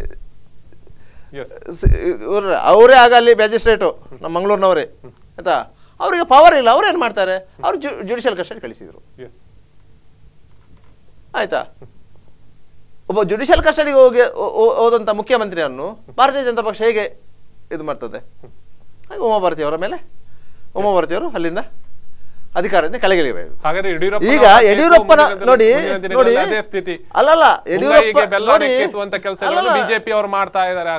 ನೋಡಿ ಯಡಿಯೂರಪ್ಪನವ್ರದ್ದು ಅದು ಇದೇ ಕೇಸು ಇಂಥದ್ದೇ. ನಾನು ಹೇಳ್ತೇನೆ ನೋಡಿ, ಇಬ್ಬರು ವಕೀಲರು ಒಂದು ರಾಜ್ಯಪಾಲರಿಗೆ ಒಂದು ಮನವಿ ಕೊಡ್ತಾರೆ, ಮುಖ್ಯಮಂತ್ರಿ ಮೇಲೆ ಪ್ರಾಸಿಕ್ಯೂಷನ್ ಮಾಡ್ಲಿಕ್ಕೆ ಅನುಮತಿ ಕೊಡಿ ಅಂತೇಳಿ. ಅವರ ಮೇಲೆ ಇಂತಿತ್ತೊಂದು ಆರೋಪ ಇದೆ ಅಂತೇಳಿ. ಆಯ್ತಾ, ಅವರು ಪ್ರಾಸಿಕ್ಯೂಷನ್ಗೆ ಅನುಮತಿ ಕೊಡ್ತಾರೆ. ಪ್ರಾಸಿಕ್ಯೂಷನ್ಗೆ ಅನುಮತಿ ಕೊಟ್ಟ ಮೇಲೆ ಯಡಿಯೂರಪ್ಪನವರ ಮೇಲೆ 8 ಕೇಸುಗಳನ್ನ ಇವರು ದಾಖಲು ಮಾಡ್ತಾರೆ. ಒಂದು ಕೇಸಿಗೆ ಅನುಮತಿ ಕೊಟ್ಟಿರೋದು 8 ಕೇಸುಗಳನ್ನ ದಾಖಲು ಮಾಡ್ತಾರೆ. ಆಯ್ತಾ, ನ್ಯಾಯಾಲಯ ಏನು ಮಾಡ್ತದೆ? ಸಮನ್ಸ್ ಕಳಿಸ್ತದೆ. ಸಮನ್ಸಿಗೆ ಸರಿಯಾಗಿ ಉತ್ತರ ಬರಲಿಲ್ಲ, ವಾರಂಟ್ ಇಶ್ಯೂ ಆಗುತ್ತೆ. ವಾರಂಟ್ ಇಶ್ಯೂ ಆಗ ಯಡಿಯೂರಪ್ಪ ರಾಜೀನಾಮೆ ಕೊಡಬೇಕಾದ ಪರಿಸ್ಥಿತಿ ಬಂತು. ರಾಜೀನಾಮೆ ಕೊಟ್ಟು ಸದಾನಗೌಡರು ಮುಖ್ಯಮಂತ್ರಿ ಆದರು. ಯಡಿಯೂರಪ್ಪನವರು ಹೋಗಿ ನ್ಯಾಯಾಲಯಕ್ಕೆ ಹಾಜರಾದರು. ಯಡಿಯೂರಪ್ಪನವರನ್ನು ಕಸ್ಟಡಿಗಳಿಸಿದರು. ಯಾವುದೇ ನ್ಯಾಯಾಲಯ ಅಬ್ಜೆಕ್ಷನ್ ಫೈಲ್ ಆಗದೆ ಜಾಮೀನು ಕೊಡಲ್ಲ. ಅದು ಬೇಲೇಬಲ್ ಇರಲಿ, ನಾನ್ ಬೇಲೇಬಲ್ ಇರಲಿ, ಯಾವುದೇ ನ್ಯಾಯಾಲಯ ಅಬ್ಜೆಕ್ಷನ್ ಫೈಲ್ ಮಾಡದೆ ಜಾಮೀನು ಕೊಡಲ್ಲ. ಆ ಸಂದರ್ಭದಲ್ಲಿ ಇದೇ ರೀತಿಯ ಪರಿಸ್ಥಿತಿ ಕುಮಾರಸ್ವಾಮಿ ಅವರಿಗೂ ಬಂದಿತ್ತು. ಮುಖ್ಯಮಂತ್ರಿ ಆಗಿದ್ದಾಗ ಅವರು ಅಲ್ಲಿ ಮಧ್ಯಂತರ ಜಾಮೀನು ತಗೊಂಡ್ರು, ಇಂಟ್ರಿಮ್ ಆರ್ಡರ್. ಆದ್ದರಿಂದ ಅವ್ರು ಜೈಲಿಗೆ ಹೋಗೋದು ತಪ್ಪಿದ್ದು. ಈಗ ಖಾಸಗಿ ಫಿರ್ಯಾದಿಯಲ್ಲಿ, ಕ್ರಿಮಿನಲ್ ಕೇಸಲ್ಲಿ ನೀವು ಜೈಲಿಗೆ ಹೋದರೆ ನಾನು ಒಪ್ತೇನೆ. ಖಾಸಗಿ ಫಿರ್ಯಾದಿಯಲ್ಲಿ ಒಬ್ಬರನ್ನು ಉದ್ದೇಶಪೂರ್ವಕವಾಗಿ ಜೈಲಿಗೆ ಕಳಿಸಿ ಅವ್ರು ಜೈಲಿಗೆ ಹೋಗಿದ್ದೇನೆ. ಹಾಗೆ ಇಂದಿರಾ ಗಾಂಧಿಯು ಜೈಲಿಗೆ ಹೋಗಿದ್ದಾರೆ, ಮಹಾತ್ಮ ಗಾಂಧಿಯು ಜೈಲಿಗೆ ಹೋಗಿದ್ದಾರೆ, ಮೋತಿಲಾಲ್ ನೆಹರು ಜೈಲಿಗೆ ಹೋಗಿದ್ದಾರೆ, ಜವಾಹರ್ಲಾಲ್ ನೆಹರು ಜೈಲಿಗೆ ಹೋಗಿದ್ದಾರೆ. ಎಲ್ಲ ಸ್ವಾತಂತ್ರ್ಯ ಹೋರಾಟದಲ್ಲಿ ಹೋದವರು ಅಲ್ವಾ? ಜೈಲಿಗೆ ಓದ್ದೆ ಅಲ್ವಾ? ಒಬ್ಬ ಕ್ರಿಮಿನಲ್ ಕೇಸಲ್ಲಿ ಒಬ್ಬರನ್ನು ಕೊಲೆ ಮಾಡಿ, ಒಬ್ಬ ದರೋಡೆ ಮಾಡಿ, ಒಬ್ಬ ಕಳ್ತನ ಮಾಡಿ ಜೈಲಿಗೆ ಹೋದವನನ್ನು ನೀವು ಶಾಸಕರಾಗಿ ಆಯ್ಕೆ ಮಾಡಿದರೆ ಅದು ಅಪರಾಧ ಅಂತ ಹೇಳ್ತೇವೆ ನಾವು ಅಲ್ವಾ? ಈಗ ಖಾಸಗಿ ಫಿರ್ಯಾದಿಯಲ್ಲಿ ಟೆಕ್ನಿಕಲ್ ಗ್ರೌಂಡ್ ಅಲ್ಲಿ ಅನಿವಾರ್ಯವಾಗಿ ಹೋಗುವಂತ ಪರಿಸ್ಥಿತಿ ಬಂದ್ರೆ ಅದನ್ನೇ ನೀವು ರಾಜಕೀಯ ಬಂಡವಾಳವನ್ನಾಗಿ ಮಾಡಿಸ್ಕೊಂಡ್ರೆ, ಈಗ ಯಡಿಯೂರಪ್ಪನ ಮೇಲೆ ಎಷ್ಟು ಕೇಸುಗಳಿತ್ತು, ಅದರಲ್ಲಿ ಕೆಲವು ಕೇಸುಗಳನ್ನು ಹೈಕೋರ್ಟ್ ಸ್ಕ್ವಾಶ್ ಮಾಡಿದೆ, ಅದನ್ನು ಇವರು ಸುಪ್ರೀಂ ಕೋರ್ಟ್ ಅಲ್ಲಿ ಪ್ರಶ್ನೆ ಮಾಡಿದ್ದಾರೆ. ಎಲ್ಲವಿದೆ, ಎಲ್ಲ ಕೇಸುಗಳು ಹೈಕೋರ್ಟ್ ಸ್ಕ್ವಾಶ್ ಮಾಡಿದೆ. ಈಗ ಸುಪ್ರೀಂ ಕೋರ್ಟ್ ಅಲ್ಲಿ ಇವರು ಪ್ರಶ್ನೆ ಮಾಡಿದ್ದಾರೆ. ನಾಳೆ ಅದನ್ನೇ ಇರ್ತಾರೆ, ಸುಪ್ರೀಂ ಕೋರ್ಟ್ ಅಲ್ಲಿ ಅದನ್ನು ಪ್ರಶ್ನೆ ಮಾಡಿದ್ದೇವೆ ಅಂತ ಹೇಳಿ. ಸರ್ಕಾರ ಮಾಡುವ ಕೆಲಸವಾದು ಅಂತ ಕೇಳೋದು. ಯಾಕಂದ್ರೆ ಅದು ಖಾಸಗಿ ಫಿರ್ಯಾದಿ, ಖಾಸಗಿ ವಕೀಲ, ಯಾರು ಫಿರ್ಯಾದಿ ಮಾಡಿದ ವಕೀಲ ಅವ ಹೋಗ್ಬೇಕಿತ್ತು ಸುಪ್ರೀಂ ಕೋರ್ಟಿಗೆ. ಸರ್ಕಾರ ಯಾಕೆ ಹೋದದ್ದು? ಸರ್ಕಾರ ಹೋದದ್ದು ರಾಜಕೀಯ ದುರುದ್ದೇಶದಿಂದ. ರಾಮಕೃಷ್ಣ ಅವರು ಈಗಾಗಲೇ ಗಮನಿಸಬಹುದು, ನೀವು ಬಹಳಷ್ಟು ವಿಚಾರಗಳಲ್ಲಾಗಿರ್ಬೋದು, ಸಿದ್ದರಾಮಯ್ಯರವರ ಒಂದು ಹೇಳಿಕೆಗಳಾಗಿರ್ಬೋದು, ಅಹಿಂದದ ವಿಚಾರಗಳ ಬಗ್ಗೆ ಮಾತಾಡ್ತಾ ಇರ್ತಾರೆ. ಆದ್ರೆ ಅಲ್ಪಸಂಖ್ಯಾತರಾಗಿರ್ಬೋದು, ಹಿಂದುಳಿದ ವರ್ಗದವರಿಗಾಗಿರ್ಬೋದು ಕೊಟ್ಟಿರುವಂತ ಬೆನಿಫಿಟ್ಗಳು ಏನು ಅನ್ನುವಂಥದ್ದು ಇನ್ನೂ ಅವರಿಗೇ ಗೊತ್ತಿಲ್ಲ. ಹಾಗಾದ್ರೆ ನೀವು ಅದನ್ನ ಅಲ್ಪಸಂಖ್ಯಾತರ ಬೆನಿಫಿಟ್ ನಾವು ಕೊಟ್ಟಿದ್ದೇವೆ, ಅಲ್ಪಸಂಖ್ಯಾತರಿಗೆ ಇಷ್ಟು ಕೊಟ್ಟಿದ್ದೇವೆ, ದಲಿತ ವರ್ಗದವರನ್ನು ಮೇಲೆತ್ತುವಂತ ಕೆಲಸಗಳನ್ನು ಮಾಡ್ತೀವಿ. ನಿನ್ನೊಬ್ಬ ನಾಯಕರು ಹೇಳ್ತಾರೆ ಇನ್ನು 10 ವರ್ಷ ಕೊಡಿ, ದಲಿತರನ್ನು ಮೇಲ್ದರ್ಜೆಗೆ ತರುವಂತ ವ್ಯವಸ್ಥೆಗಳು. ಏನು 10 ವರ್ಷ, 60 ವರ್ಷ ಆಯಿತು, ಇನ್ನು 100 ವರ್ಷ ಕೊಟ್ಟರು ದಲಿತರು ಮೇಲೆ ಬರುವಂತ ವ್ಯವಸ್ಥೆಗಳನ್ನು ಮಾಡ್ತಾ ಇಲ್ಲ. ನಾವು ಘೋಷಣೆ ಮಾಡಿದಂತ ಚುನಾವಣಾ ಪ್ರಣಾಳಿಕೆ ಏನಿತ್ತು ಅದರಲ್ಲಿ 165 ಅಂಶಗಳಲ್ಲಿ 159 ಈಡೇರಿಸಿದ್ದಾರೆ, ಕೆಲವನ್ನು ಈಗ ಮಾಡ್ತಾ ಇದ್ದಾರೆ. ಇದರಲ್ಲಿ ಅಲ್ಪಸಂಖ್ಯಾತರಿಗಾಗ್ಲಿ ದಲಿತರಿಗಾಗ್ಲಿ ಬಹಳಷ್ಟು ಯೋಜನೆಗಳನ್ನ ಅವರು ಕೊಟ್ಟಿದ್ದಾರೆ. ಬೇಕಾದ್ರೆ ಅಂಕಿಅಂಶಗಳನ್ನು ನಾವು ತೆಗೆದು ನೋಡುವ. ಇಲಾಖೆಗೆ ಕೊಟ್ಟಿದ್ದಾರೆ, ಆದ್ರೆ ಅದು ಮುಟ್ಟಿದ, ಅದು ಮುಟ್ಟಿದೆ, ಖಂಡಿತವಾಗಿ ಮಧ್ಯವರ್ತಿಗಳಾಗಿರಬಹುದು. ಆಂಜನೇಯಪ್ಪ ಅವರೇ ಬಹಳಷ್ಟು ಭ್ರಷ್ಟಾಚಾರದಲ್ಲಿ ಸಿಲುಕಿಕೊಂಡಿದ್ದಾರೆ, ಅವರೇ ನುಂಗಿದ್ದಾರೆ ಇಲ್ಲ, ಅವರ ಸಮುದಾಯಕ್ಕೆ ಬೇಕಾದಷ್ಟು ಅನುಕೂಲ, ಅದರಿಂದ ಪ್ರಯೋಜನ ಮುಟ್ಟಿದೆ. ಜನ ಮುಟ್ಟಿದ್ದಾರೆ. ಆಂಜನೇಯರ ವಿಚಾರ ಅಲ್ಲ, ಸಮುದಾಯಕ್ಕೆ ಮುಟ್ಟಿದೆ. ಆಂಜನೇಯರಿಗೆ ಮುಟ್ಟಿದೆ ಎಲ್ಲೋ ಗೊತ್ತಿಲ್ಲ, ಆ ಸಮುದಾಯಕ್ಕೆ ಅದು ಖಂಡಿತ ಮುಟ್ಟಿದೆ. ಕರ್ನಾಟಕ ಶಾಲೆಯಲ್ಲಿ ಹಿಂದುಳಿದ ಮಕ್ಕಳೇ ಇದ್ರು, ಯಾರು ಮುಂದುವರೆದ ಮಕ್ಕಳು ಬಾರಿ ಕಮ್ಮಿ ಇರುತ್ತಲ್ಲ. ಅಲ್ಲ, ಅದಕ್ಕೆ ಕೊಡುದಿಲ್ಲ ಅಂತ ಸರ್ಕಾರ ಹೇಳಿಲ್ಲ. ಅರ್ಜಿ ಹಾಕಿ, ನೀವು ಅರ್ಜಿ ಹಾಕಿದ್ರೆ ನಾವು ಖಂಡಿತ ಕೊಡ್ತೇವೆ ಅಂತ ಹೇಳಿ ಸರ್ಕಾರ ಶಾಲೆಯ ಪ್ರಶ್ನೆ ಅಲ್ಲ, ಕೇವಲ ಕರ್ನಾಟಕ ಶಾಲೆಗೆ ಒಂದಕ್ಕೆಲ್ಲ. ದೇವಸ್ಥಾನದಿಂದ ಅಕ್ಕಿ ಹೋಗ್ತಾ ಇರೋದು, ಅನ್ನ ಹೋಗ್ತಾ ಇರೋದು. ಪಾಪ್ಯುಲರ್ ಬನ್ಸ್ ಇಂಗ್ಲಿಷ್ ಮೀಡಿಯಂ ಸ್ಕೂಲಿಗೂ ಕಟೀಲ್ ದೇವಸ್ಥಾನದಿಂದ ಅನ್ನ ಹೋಗ್ತಾ ಇದೆ. ಸೈಂಟ್ ಆಗ್ನೆಸ್ ಸ್ಪೆಷಲ್ ಸ್ಕೂಲಿಗೂ ಕಟೀಲ್ ದೇವಸ್ಥಾನದಿಂದ ಇದು ಹೋಗುತ್ತೆ. ಮುಜರಾಯಿ ಇಲಾಖೆ ದೇವಸ್ಥಾನಗಳಿಂದ ಕೆಲವು ಇದು ಅವಕಾಶ ಇತ್ತು, ಅದರೆಲ್ಲ ಹೋಗ್ತಾ ಇದೆ, ಹೋಗುದಿಲ್ಲ ಅಂತೇನಿಲ್ಲ. ಕನ್ನಡಕ ಶಾಲೆ ಯಾಕೆ ಅಲ್ಲಿ ಇದಾಯಿತು, ಅಲ್ಲಿ ಏನಾಯಿತು, ಅಲ್ಲಿ ಅನ್ನ ಹೋಗ್ಲಿಲ್ಲ. ಕೊಲ್ಲೂರು ದೇವಸ್ಥಾನದಿಂದ ಕ್ಯಾಶ್ ಹೋಯಿತು. ಇದೇ ಸಮಸ್ಯೆ ಆಗಿರುವಂತದ್ದು. ಕ್ಯಾಶ್ ಹೋಯಿತು, ಅಲ್ಲಿಂದ ಅಕ್ಕಿ ಹೋಗ್ತಾ ಇತ್ತು. ನಿಯಮಗಳು ಇದೆಯಾ, ಅಲ್ಲಿಂದ ಕ್ಯಾಶ್ ಕೊಡಬಹುದು ಅಥವಾ ಇಂತ ಒಂದು ನಿಯಮಗಳು ನೋಡಿ. ಸರ್ಕಾರಿ ಆದೇಶ ಇತ್ತು, ಸರ್ಕಾರಿ ಆದೇಶದ ಪ್ರಕಾರವೇ ಅಲ್ಲಿ ಹೋಗಿರೋದು. ಸರ್ಕಾರಿ ಆದೇಶ ಮಾಡದೆ ಒಂದು ದೇವಸ್ಥಾನದಿಂದ ಮುಜರಾಯಿ ಇಲಾಖೆಗೆ ಸಂಬಂಧಪಟ್ಟ ದೇವಸ್ಥಾನ ಮಾಡ್ಲಿಕ್ಕೆ ಆಗಲ್ಲ. ಸರ್ಕಾರ ಹಿಂದಿನ ಸರ್ಕಾರ ಮಾಡಿತ್ತು, ಆ ಆದೇಶ ಕ್ಯಾನ್ಸಲ್ ಮಾಡಿದ್ದು ಅಷ್ಟೇ. ಆದ್ರೆ ಇಲ್ಲಿ ಗಮನಿಸಬಹುದು, ಕರಾವಳಿಯಲ್ಲಿ ಇದರಲ್ಲೂ ಕೂಡ ಚುನಾವಣೆ ಒಂದು ಗಿಮಿಕ್ ಮಾಡಿಸ್ಲಿಕ್ಕೆ ಎರಡೂ ಪಕ್ಷಗಳಾಗಿರಬಹುದು ತಯಾರಿಯನ್ನು ನಡೆಸಿತ್ತು. ಅನ್ನದ ವಿಚಾರದ ಮಕ್ಕಳ ಅನ್ನದ ವಿಚಾರದಲ್ಲಾಗಿರಬಹುದು. ನೋಡಿ, ಅನ್ನದ ವಿಚಾರದನ್ನ ಕೊಡುವುದಿಲ್ಲ ಅಥವಾ ಅಕ್ಕಿ ಕೊಡುವುದಿಲ್ಲ ಅಂತೇಳಿ ಸರ್ಕಾರ ಯಾವತ್ತೂ ಹೇಳಿಲ್ಲ. ಹಣವನ್ನು ಕೊಡ್ಲಿಕ್ಕೆ ಆಗುವುದಿಲ್ಲ, ಹಿಂದಿನ ಆದೇಶವನ್ನ ರದ್ದುಪಡಿಸಿದೆ. ಅಲ್ಲ, ಅರ್ಜಿ ಹಾಕಿದ್ರೆ ಕೊಡ್ತೇವೆ ಅಂತ ಹೇಳಿದಾರಲ್ಲ, ಯಾವತ್ತು ಅರ್ಜಿ ಹಾಕಿ ನಾಳೆ ಕೊಡ್ತೇವೆ ಅಂತ ಹೇಳಿದ್ದಾರೆ. ಕೊನೆಯದಾಗಿ ಸಂಜೀವ್ ಪ್ರಭು ಅವರೇ, ನೀವು ಆಗಾಗ್ಲೇ ಹೇಳಿದ್ರಿ ಭಾರತೀಯ ಜನತಾ ಪಾರ್ಟಿಗೆ ಅದರದ್ದೇ ಆದಂತ ವರ್ಚಸ್ ಇದೆ, ಕಾರ್ಯಕರ್ತರು ಇದ್ದಾರೆ, ಎಲ್ಲೋ ಯಾರು ಕೂಡ ಹೋದ್ರು ನಮಗೆ ನಮ್ಮದೇ ಆದಂತ ವರ್ಚಸ್ ಇದೆ, ನಾವು ಗೆಲ್ತೇವೆ, ಸಾಮಾನ್ಯ ಕಾರ್ಯಕರ್ತರನ್ನು ನಿಲ್ಲಿಸಿದ್ರು ಗೆಲ್ತೇವೆ ಅನ್ನುವಂಥ. ಆದ್ರೆ ಕುಂದಾಪುರ ಭಾಗದಲ್ಲಿ ಮಾತ್ರ ನಿಮ್ಮ ಆ ಕಾರ್ಯವೈಖರಿ ಇಲ್ಲ. ಅದಕ್ಕೋಸ್ಕರ ನೀವು ಹಾಗಾದ್ರೆ ಅಲ್ಲಿ ಹಾಲಾಡಿ ಶ್ರೀನಿವಾಸರನ್ನು ಬೆನ್ನು ಹತ್ತಿದ್ದೀರಿ, ಪಕ್ಷೇತರವಾಗಿ ಅವರು ನಿಂತಾಗಿದೆ. ಮತ್ತೆ ಯಾಕೆ ಬೇಕಿತ್ತು ನಿಮ್ಗೆ ರಾಜೇಶ್ ಅವರು ಅಥವಾ ನಿಮ್ಮ ಹಿಂದೆ ನಿಂತಿಂತ ಅಭ್ಯರ್ಥಿಯನ್ನು ಮೂಲೆ ಗುಂಪು ಮಾಡಿದಿರಿ, ಮೂಲ ಬಿಜೆಪಿಗರನ್ನು ಮೂಲೆ ಗುಂಪು ಮಾಡಿದಿರಿ, ಅಲ್ಲಿ ಹಾಲಾಡಿ ಅವರನ್ನು ವೈಭವೀಕರಿಸ್ತಾ ಇದ್ದೀರಿ. ಯಡಿಯೂರಪ್ಪನವರು ರಾಜಾರೋಷವಾಗಿ ಹೇಳ್ತಾರೆ ಮುಂದಿನ ಅಭ್ಯರ್ಥಿ ಹಾಲಾಡಿ ಅವರು ಅಂತ. ಹಾಗಾದ್ರೆ ಎಲ್ಲಿ ಎಂತ ಸ್ಥಿತಿ ಆಗಲ್ಲ, ನಿಮಗೆ ಕಾರ್ಯಕರ್ತರು ಇಲ್ವಾ? ಲಾಸ್ಟ್ ಚುನಾವಣೆಯ ಸ್ಥಿತಿ ನಿಮಗೆ ಗೊತ್ತಿರಬಹುದು. ಲಾಸ್ಟ್ ಚುನಾವಣೆಯಲ್ಲಿ ನಮ್ಮ ಮಾನ್ಯ ಯಡಿಯೂರಪ್ಪನವರು ಕೆಜಿಪಿ ಪಕ್ಷವನ್ನು ಕಟ್ಟಿದ್ರು. ಎಲ್ಲ ಕಡೆ ಭಾರತೀಯ ಜನತಾ ಪಾರ್ಟಿಯವರು ಅಲ್ಲಿಯೂ ನಿಂತಿದ್ದಾರೆ, ಕೆಜಿಪಿ ಅವರು ನಿಂತಿದ್ದಾರೆ. ಇಲ್ಲಿ ಹಾಲಾಡಿ ಶ್ರೀನಿವಾಸ ಶೆಟ್ಟರು ನಮ್ಮ ಒಟ್ಟಿಗೆ ಇದ್ರು, ಅವ್ರು ಯಾವ ಪಾರ್ಟಿಗೂ ಹೋಗ್ಲಿಲ್ಲ. ಯಾವುದೋ ಒಂದು ಕಾರಣಾಂತರದಿಂದ ಅವರಿಗೆ ಒಂದು ಬೇಸರ ಆದದಕ್ಕೆ ಅವರೊಂದು ನಿಂತರು. ಅವರನ್ನು ಗೆಲ್ಲಿಸಿಕೊಟ್ಟದ್ದು ಭಾರತೀಯ ಜನತಾ ಪಾರ್ಟಿಯೇ. ಕುಂದಾಪುರದಲ್ಲಿ ಗೆಲ್ಲಿಸಿಕೊಟ್ಟದ್ದು ಅವರ ಒಳ್ಳೆಯ ಗುಣವನ್ನು, ಅವರು ಮಾಡಿದ ಕೆಲಸವನ್ನು, ಮತ್ತೆ ಇವತ್ತಿಗೂ ಕೂಡ ಹಾಲಾಡಿ ಶ್ರೀನಿವಾಸ ಶೆಟ್ಟಿ ಅವರಿಗೆ ಇರುವ ಪ್ರಭಾವವನ್ನು ನಮ್ಮ ಭಾರತೀಯ ಜನತಾ ಪಾರ್ಟಿ ಒಟ್ಟಿಗೆ, ಯಾಕಂತ ಹೇಳಿದ್ರೆ ನಮ್ಮ ಜಿಲ್ಲಾ ಪಂಚಾಯತ್ಗಳು ಅಷ್ಟು ಸೀಟುಗಳು ಇರ್ಬೋದು, ಗ್ರಾಮ ಪಂಚಾಯತ್ ಇರ್ಬೋದು, ಎಲ್ಲದರಲ್ಲೂ ಒಂದು ನಿಮಿಷ ಅಲ್ಲಲ್ಲ ಒಂದು ನಿಮಿಷ ವೈಭವೀಕರಣ ಇರೋದು. ಹಾಲಾಡಿ ಅವರು ಎಂದಿಗೂ ವೈಭವೀಕರಣ, ಒಂದು ನಿಮಿಷ, ಹಾಲಾಡಿ ಅವರು ಎಂದಿಗೂ ವೈಭವೀಕರಣ ಆಗ್ಬೇಕಂತ ಹೇಳಿದವರಲ್ಲ. ನಮ್ಗೆ ಹಾಲಾಡಿ ಅವರ ಬಗ್ಗೆ ಅವರಿಗೆ ಒಂದು ಕಾರಣಾಂತರದಿಂದ ಒಂದು ಬೇಸರ ಆದಾಗ, ಅವರು ಪಕ್ಷೇತರ ನಿಂತಾಗ ಅವರಿಗೆ ಅಷ್ಟು ಮತಗಳನ್ನು ಕೂಡ ನಮ್ಮ ಭಾರತೀಯ ಜನತಾ ಪಾರ್ಟಿಯ ವೆಲ್ವಿಷರ್ನವರೇ ಹಾಕಿದ್ದು. ಯಾಕೆ ಹಾಕ್ತಾರೆ? ಬೇರೆ ಪಕ್ಷೇತರ ನಿಂತರೆ ಹಾಕುದಿಲ್ಲ. ಯಾಕಂತ ಹೇಳಿದ್ರೆ ಅವರು ಮಾಡುವ ಕೆಲಸ, ಅವರು ಆ ಟೈಮ್ನಲ್ಲಿ ಒಂದು ಸಣ್ಣ ತಪ್ಪಿನಲ್ಲಿ ಬೇರೆಯವರು ಪಾರ್ಟಿಯಲ್ಲಿ ನಿಂತಿರ್ಬೋದು, ಆದ್ರೆ ಆ ಒಂದು ಕುಂದಾಪುರದಲ್ಲಿ ಅವರು ಮಾಡಿದ ಒಂದು ಡೆವಲಪ್ಮೆಂಟ್ ಇರ್ಬೋದು, ಎಲ್ಲರ ಒಟ್ಟಿಗೆ ಇಟ್ಟ ರಿಲೇಷನ್ಗಳು ಇರ್ಬೋದು, ಅದು ಭಾರತೀಯ ಜನತಾ ಪಾರ್ಟಿಯ ಎಲ್ಲ ಒಲವುಗಳನ್ನು ಅವರು ತಗೊಂಡಿದ್ದಾರೆ. ಯಾಕಂತ ಹೇಳಿದ್ರೆ ಹಾಲಾಡಿ ಅವರು ಯಾವುದೇ ಸಮಸ್ಯೆಗಳು ಬಂದಾಗ ಸಮೇತ ನಮ್ಮ ಜಿಲ್ಲಾ ಪಂಚಾಯತ್ ಇರ್ಬೋದು, ಇದಿರ್ಬೋದು, ಎಲ್ಲಿಯೂ ಅವರು ಜನ ಬೇರೆ ಇದಕ್ಕೆ ಮಾಡಲಿಲ್ಲ. ಕಾಂಗ್ರೆಸ್ನವರು ಅವರನ್ನು ಟ್ರೈ ಮಾಡಿದ್ರು, ಬೇರೆ ಯಾರು ಟ್ರೈ ಮಾಡಿದ್ರು, ಅವರು ಎಂದಿಗೂ ಕೂಡ ಭಾರತೀಯ ಜನತಾ ಪಾರ್ಟಿಯನ್ನು ಕಾರಣಾಂತರ ಒಂದು ಟೆಕ್ನಿಕಲ್ ಪಾಯಿಂಟ್ ಅಲ್ಲಿ ಅವರು ಇದಿರ್ಬೋದು. ಈಗ ಸದ್ಯಕ್ಕೆ ಅವರು ನಮ್ಮೊಟ್ಟಿಗೆ ಬರುದು, ಆದ್ರೆ ಕೆಲವು ಹಿತಾಸಕ್ತಿಯನ್ನು ಹೇಳ್ತಾರೆ ಅಂತ ಕೇಳಿದ್ರೆ ನಾವು ನಿಲ್ಬೇಕು. ನಿಮಗೆ ಗೊತ್ತಿರ್ಬೋದು, ಇದುವರೆಗೆ ಭಾರತೀಯ ಜನತಾ ಪಾರ್ಟಿ ಅಲ್ಲಿ ಒಂದು ಏನಂದ್ರೆ ಬಕ್ರ ಮಾಡಿದಂತ ಕಾರ್ಯಕ್ರಮ ನೋಡಿ, ಅದು ಅವ್ರಿಗೆ ಬಿಜೆಪಿ ಕುರಿಯಾಳು ಅನ್ನೋ ಹಿಂದಿಯ ಅಭ್ಯರ್ಥಿಯನ್ನು ಒಂದು ಕಡೆಯಲ್ಲಿ ಕುರಿಯಾಳು ಆಗಿ ಮಾಡಿದ್ದೀರಿ. ಆ ಸಂದರ್ಭದಲ್ಲಿ ಕುಂದಾಪುರದ ರಾಜಕೀಯದಲ್ಲಿ ಭಾರತೀಯ ಜನತಾ ಪಕ್ಷಕ್ಕೆ ಅಸ್ತಿತ್ವ ಇರಲಿಲ್ಲ.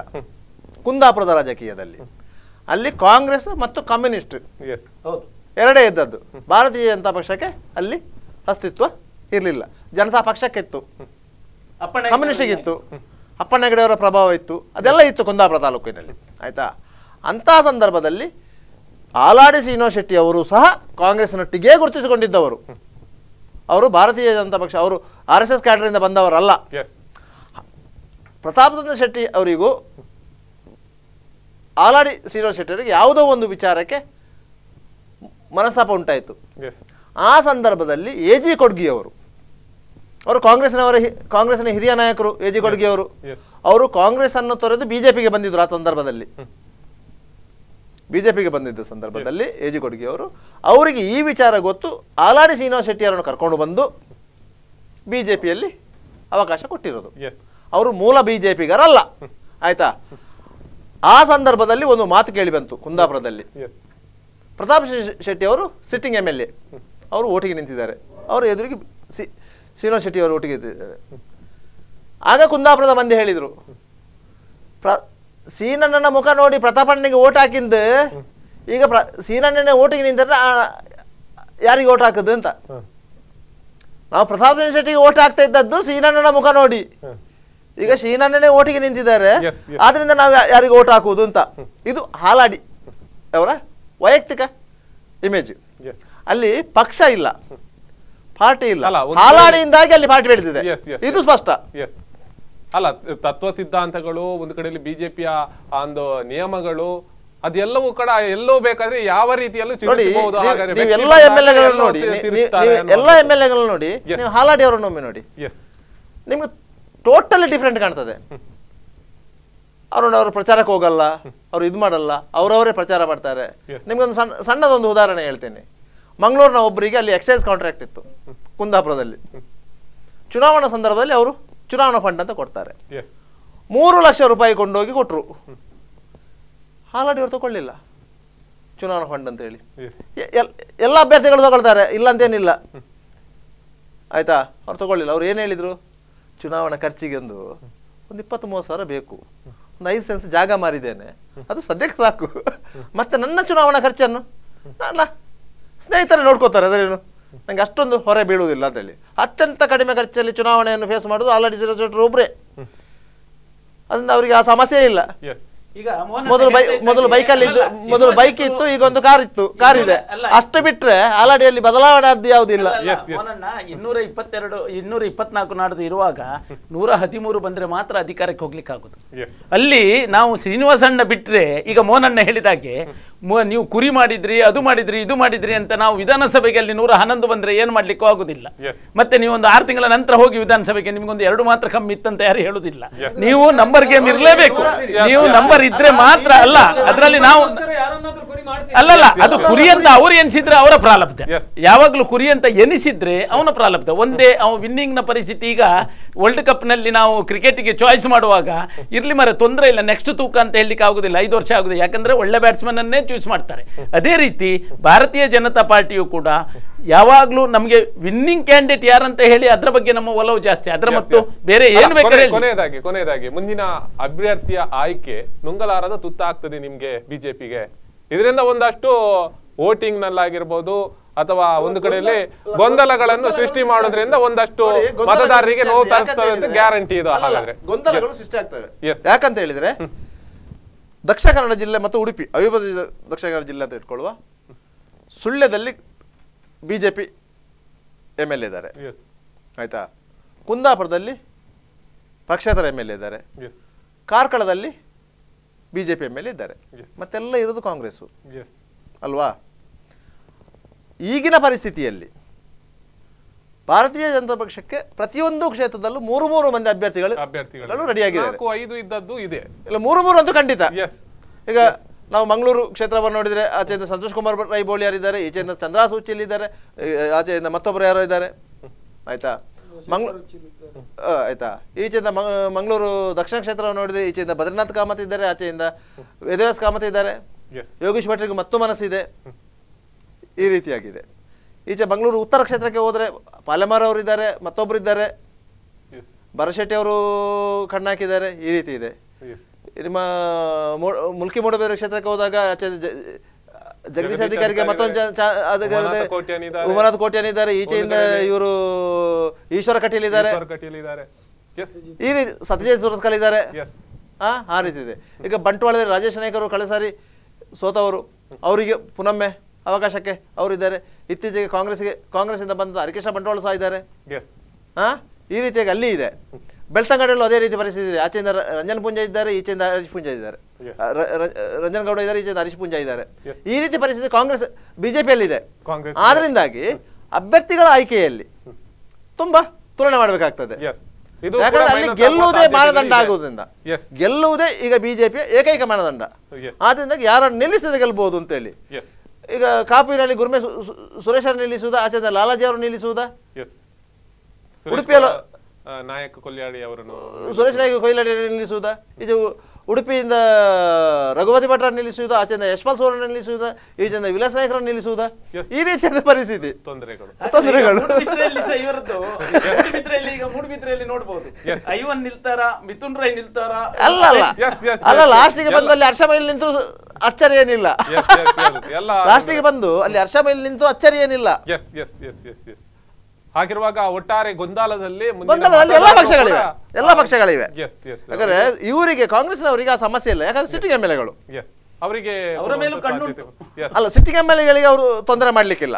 ಅವರಾಗಿ ನಾನು ನಿಲ್ಲುವುದಿಲ್ಲ ಅಂತ ಹೇಳ್ಬೇಕಿದೆ. ಒಮ್ಮೊಮ್ಮೆ ಲೋಬ ಅವರು ಹೇಳ್ತಾ ಇದ್ದಾರೆ ನಾನು ಒಮ್ಮೊಮ್ಮೆ ನಿಲ್ಲುವುದಿಲ್ಲ ಅಂತ ಹೇಳಿ. ಅದು ಬಿಟ್ರೆ ಅವರಿಗೆ ಆ ಸಮಸ್ಯೆ ಇಲ್ಲ. ಈಗ ಸಮಸ್ಯೆ ಇರೋದಿಲ್ಲ ಬಿಜೆಪಿ ಅವರಿಗೆ. ಯಾಕಂದ್ರೆ ಮೂರನೇ ಪಕ್ಷಕ್ಕೆ ಇಲ್ಲಿ ಅವಕಾಶ ಇಲ್ಲ. ಇಲ್ಲಿ JDS ಗೆ ಮತ್ತೆ ಇಲ್ಲಿ ಅವಕಾಶ ಇಲ್ಲ. ಆದ್ರಿಂದಾಗೆ ಸಮಸ್ಯೆ ಇರೋದು ಇಲ್ಲಿ ಬಿಜೆಪಿಗೆ. ಆದ್ರಿಂದಾಗಿ ಅದು ತುಳುವಿನಲ್ಲಿ ಹೇಳ್ತಾರೆ ಚೀರಿ ಮುಳ್ಳುದ ಬಲ್ಲದ ಲೆಕ್ಕ ಅಂತ. ಎಲ್ಲಿ ಕೈ ಹಾಕಿದ್ರು ಕೈ ಹೊಡೆದೇ ಬೀಳುತ್ತೆ. ಎಸ್ ಬಹಳಷ್ಟು ವಿಚಾರಗಳನ್ನು ಇವತ್ತು ನಮ್ಮ ಕಾರ್ಯಕ್ರಮದಲ್ಲಿ ಜಾಯ್ನ್ ಆಗಿ ಹಂಚಿಕೊಂಡ್ರಿ. ಕಾರ್ಯಕ್ರಮಕ್ಕೆ ಬಂದದಕ್ಕೆ ಮೋರಿಗೂ ಧನ್ಯವಾದಗಳು ಸರ್. ಎಸ್ ವೀಕ್ಷಕರೇ, ಗಮನಿಸಬಹುದು ನೀವು ಈಗಿನ ದಿನಗಳಲ್ಲಿ ಗುಜರಾತ್ ಆಗಿರ್ಬೋದು, ಹಿಮಾಚಲ ಪ್ರದೇಶ ಆಗಿರ್ಬೋದು, ಇಲ್ಲಿಯ ಒಂದು ಅಂಕಿಅಂಶಗಳು ಕರ್ನಾಟಕ ರಾಜ್ಯದಲ್ಲಿ ಯಾವ ರೀತಿಯಲ್ಲಿ ಎಫೆಕ್ಟ್ ಬೀಳುತ್ತಾ ಅಥವಾ ಇದರಿಂದ ಏನಾದರೂ ಬದಲಾವಣೆ ಆಗತ್ತಾ ಅನ್ನುವಂಥದ್ದು ಕೂಡ ಪ್ರಶ್ನೆಗಳು ಉಲ್ಬಣ ಆಗಿರುವಂಥದ್ದು. ಆದರೆ ಕರ್ನಾಟಕದಲ್ಲಿ ಕರಾವಳಿ ಭಾಗದಲ್ಲಾಗಿರ್ಬೋದು ಬದಲಾವಣೆಗೆ ಬಹಳಷ್ಟು ದಾರಿಗಳು ಇದೆ. ಆದರೆ ಮುಂದಿನ ದಿನದಲ್ಲಿ ಪಕ್ಷದ ನಡೆಗಳಾಗಿರ್ಬೋದು, ಪಕ್ಷ ಸಂಘಟನೆ ಆಗಿರ್ಬೋದು, ಅಭ್ಯರ್ಥಿಯ ಆಯ್ಕೆ ಆಗಿರ್ಬೋದು, ಇದೆಲ್ಲವೂ ಕೂಡ ಮುಂದಿನ ದಿನಗಳಲ್ಲಿ ಆ ಒಂದು ಫಲಿತಾಂಶ ನೀಡೋದಕ್ಕೂ ಕೂಡ ಪ್ರಧಾನ ಅಂಶ ಅಂತ ಹೇಳ್ಬೋದು. ಇದೆಲ್ಲ ವಿಚಾರಗಳನ್ನು ಇವತ್ತು ನಿಮ್ಮ ಮುಂದೆ ಮಂಡಿಸುವಂತ ಕೆಲಸಗಳನ್ನು ಮಾಡಿದ್ದೇನೆ. ನಾಳೆ ಇದೇ ಸಮಯಕ್ಕೆ ಭೇಟಿ ಆಗ್ತೇನೆ. ಸುದ್ದಿ, ಮಾಹಿತಿ, ಮನರಂಜನೆ ನೋಡ್ತಾ ಇರಿ ಸ್ಪಂದನ.